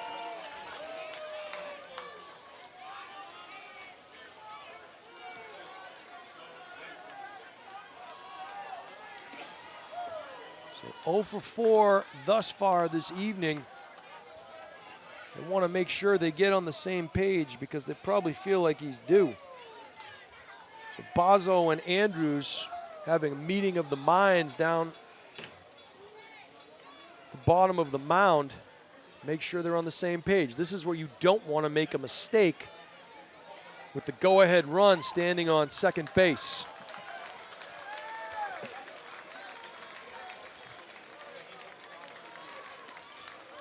So if the Red Sox are not having a stellar season, it's a great time to be a Silver Knight fan, that's for sure. These young men have given it their all here this year and this evening. Andrews to the set.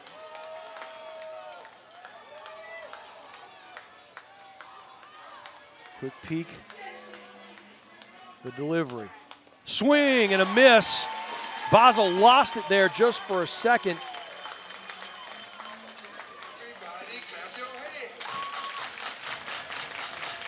Hogue now down, no balls and a strike. There is action down in the Silver Knight bullpen.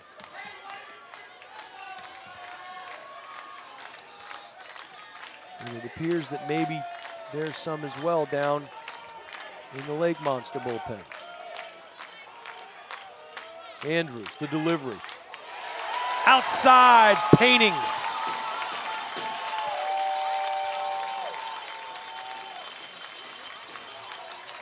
$16 3/4. No balls, 2 strikes to Hogue. Go-ahead run is on second. Andrews swings the pitching arm back and forth. Comes to the set.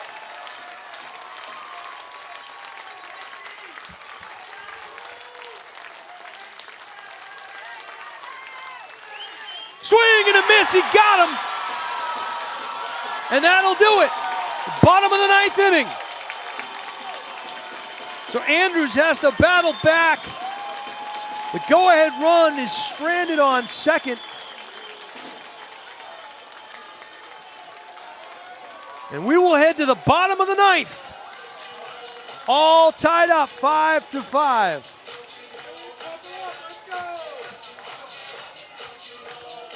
And if things stay as is, it'll be McCabe, Bozzo, and Desjardins. Anybody gets on, O'Brien. And it does look like the bullpen has been activated here.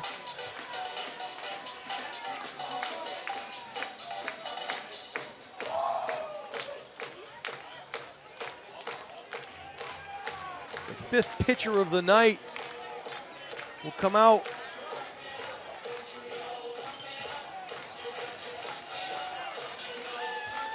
For the Lake Monsters. Try to get the line on him. And it appears that it is George Goldstein, 6'2", 225-pound righty. Plays his college ball at Middlebury College. He's a senior. And he calls Westport, Connecticut home. Number 41, George Goldstein. Try to get a line for you.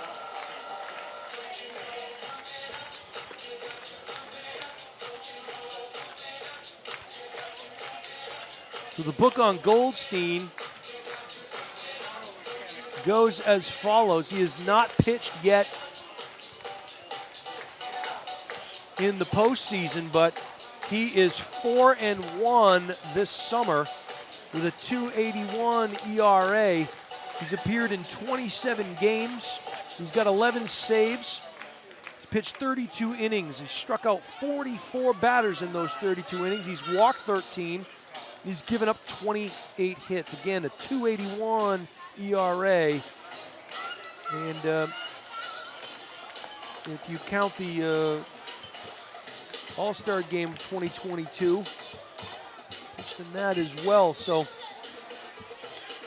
and as Tom mentioned, the All-Star game was played very similar to the NBA where they were captains. And it appears he was the captain for Team Goldstein. So, interestingly enough.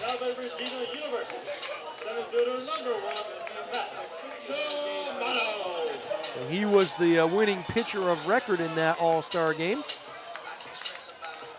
Team Goldstein was 9, Team Lara was 0. So, what an unbelievable game. To put it in perspective, the last time we called a game here was the second game of the semifinal against the New Britain Bees 2 nights ago, which finished in 1 hour and 59 minutes. We're now 3 hours and 17 minutes into this one, give or take. Sidewinding pitch taken for a called strike there.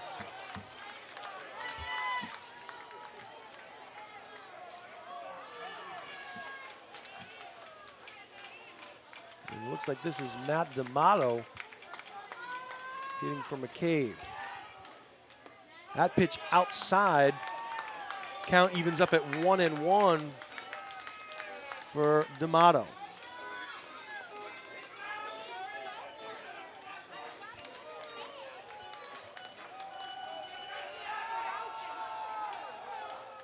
Swing and a big miss there. D'Amato now down 1-2. Matt calls Midland Park, New Jersey home. He's a 5'8", 170-pound lefty swinger.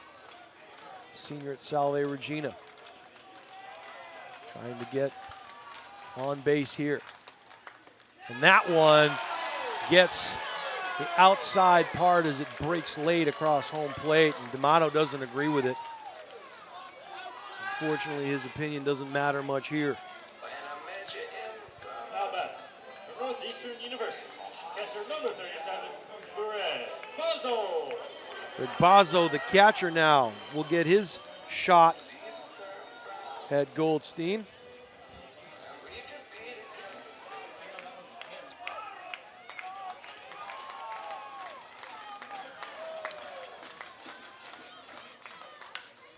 And that ball smashed and looks like he's got a beat on it. Deep center field. And he makes the catch by the Enterprise Bank. So that deposit into the glove brought to you by the center fielder, Kyle Hogue. Well, gave that thing a ride, did Bazo. A little more and this place would have erupted.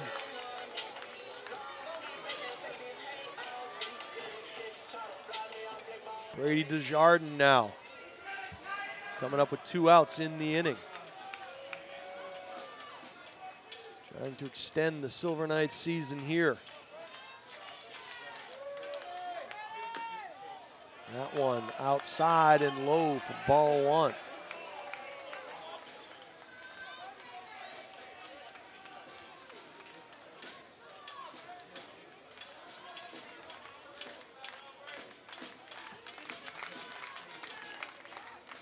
Swing and foul off to the right and out of play into the tall pines. Count evens up at 1-1 to Desjardins, who's doing battle with all-star George Goldstein. Goldstein delivers.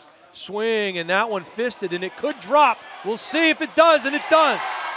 Desjardins just got enough of it, had some English on it, and it drops. He goes the other way, a long way to run for the right fielder. So the winning run is on first in Desjardins.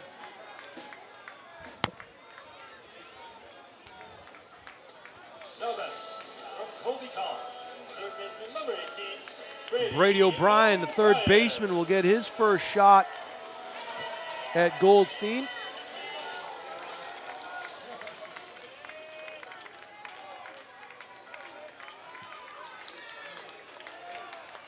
He's been on base and scored once tonight.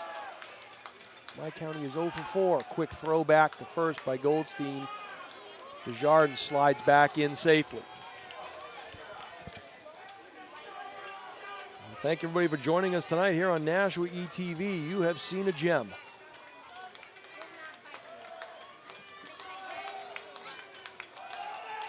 Another quick throwback. Desjardins slides in safely.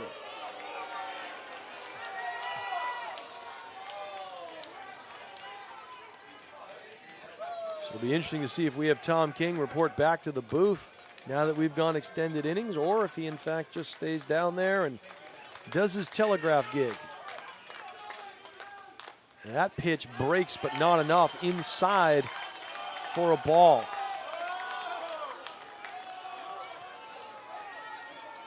One and 0 to O'Brien. Interesting to see if Desjardins will run. Don't think so. They try again and took a couple of jab steps before he started that slide back to first. Goldstein is aware of Desjardins over there, and he's made 3 attempts to pick him off of first, at least to keep him honest. I think there's only been 1 swipe of those 3. But that lead looks like it's been extended a little bit here.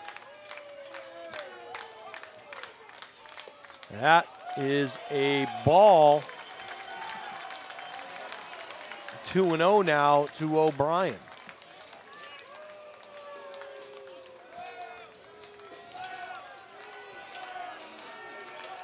Again, a sizable lead here for Desjardins. See if Goldstein checks on him. He doesn't. That one comes inside. 3-0 now.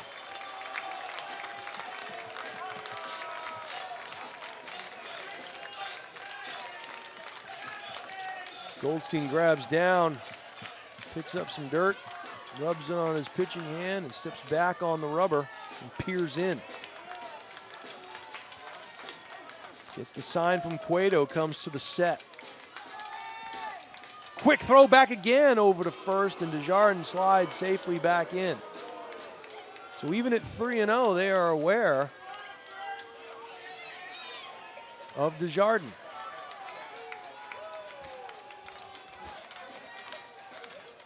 That right foot now extends out past the green point. Strike one called there. Bryan obviously taking all the way. 3 balls and a strike now. Still 2 outs here in the bottom of the 9th in a tie game, 5-5. Each team with 7 hits. The 1 error charged to Vermont. And no errors for the Silver Knights. Another throwback, and Desjardins is in safely.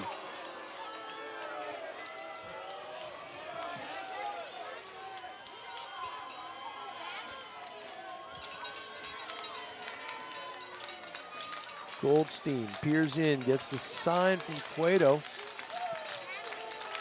Comes to the set. The pitch. And that pitch is called for a strike. Outside corner, so count is 3-2. Desjardins will be off with this pitch.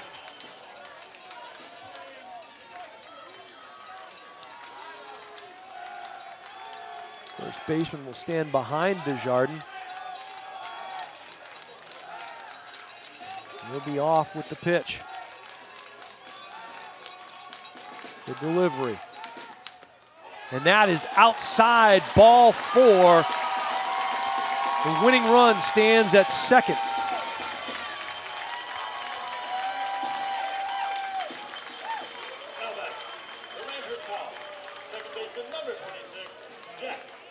So Jack McDermott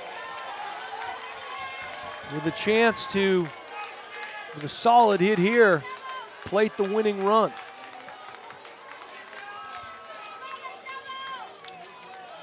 Two outs, bottom of the 9th inning, knotted up at 5.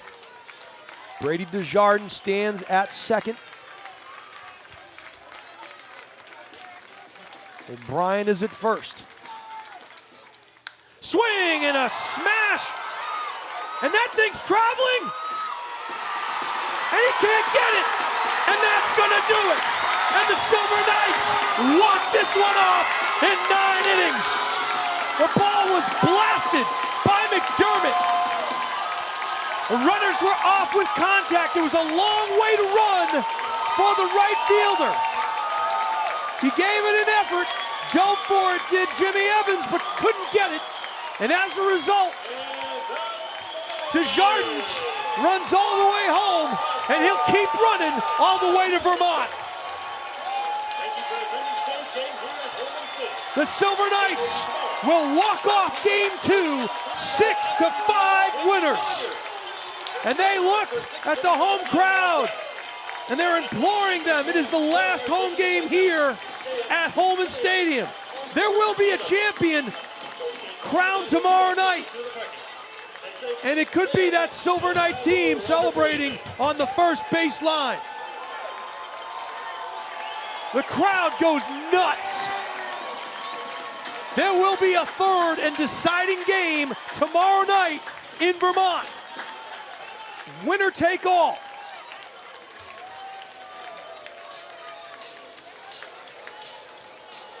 And we'll stay with you here just for a couple of extra minutes.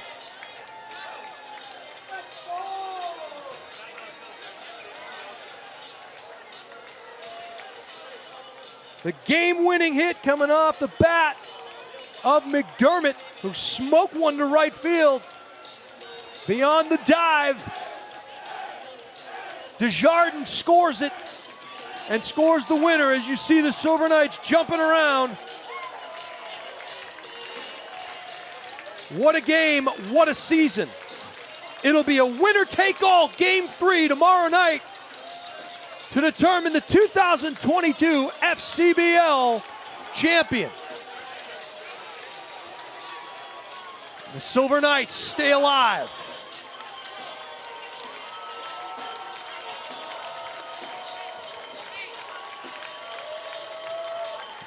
Bob! So what a game here from Holman Stadium. We'll close this one out for you in exciting fashion as the Silver Knights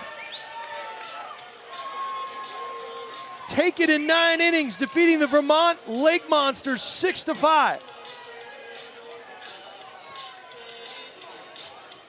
For Tom King, our executive producer, Pete Johnson, and Bruce Hillsmeyer on the moving pictures, this is Jason Roby signing off from Historic Holman Stadium. Once again, Game 2 in the books.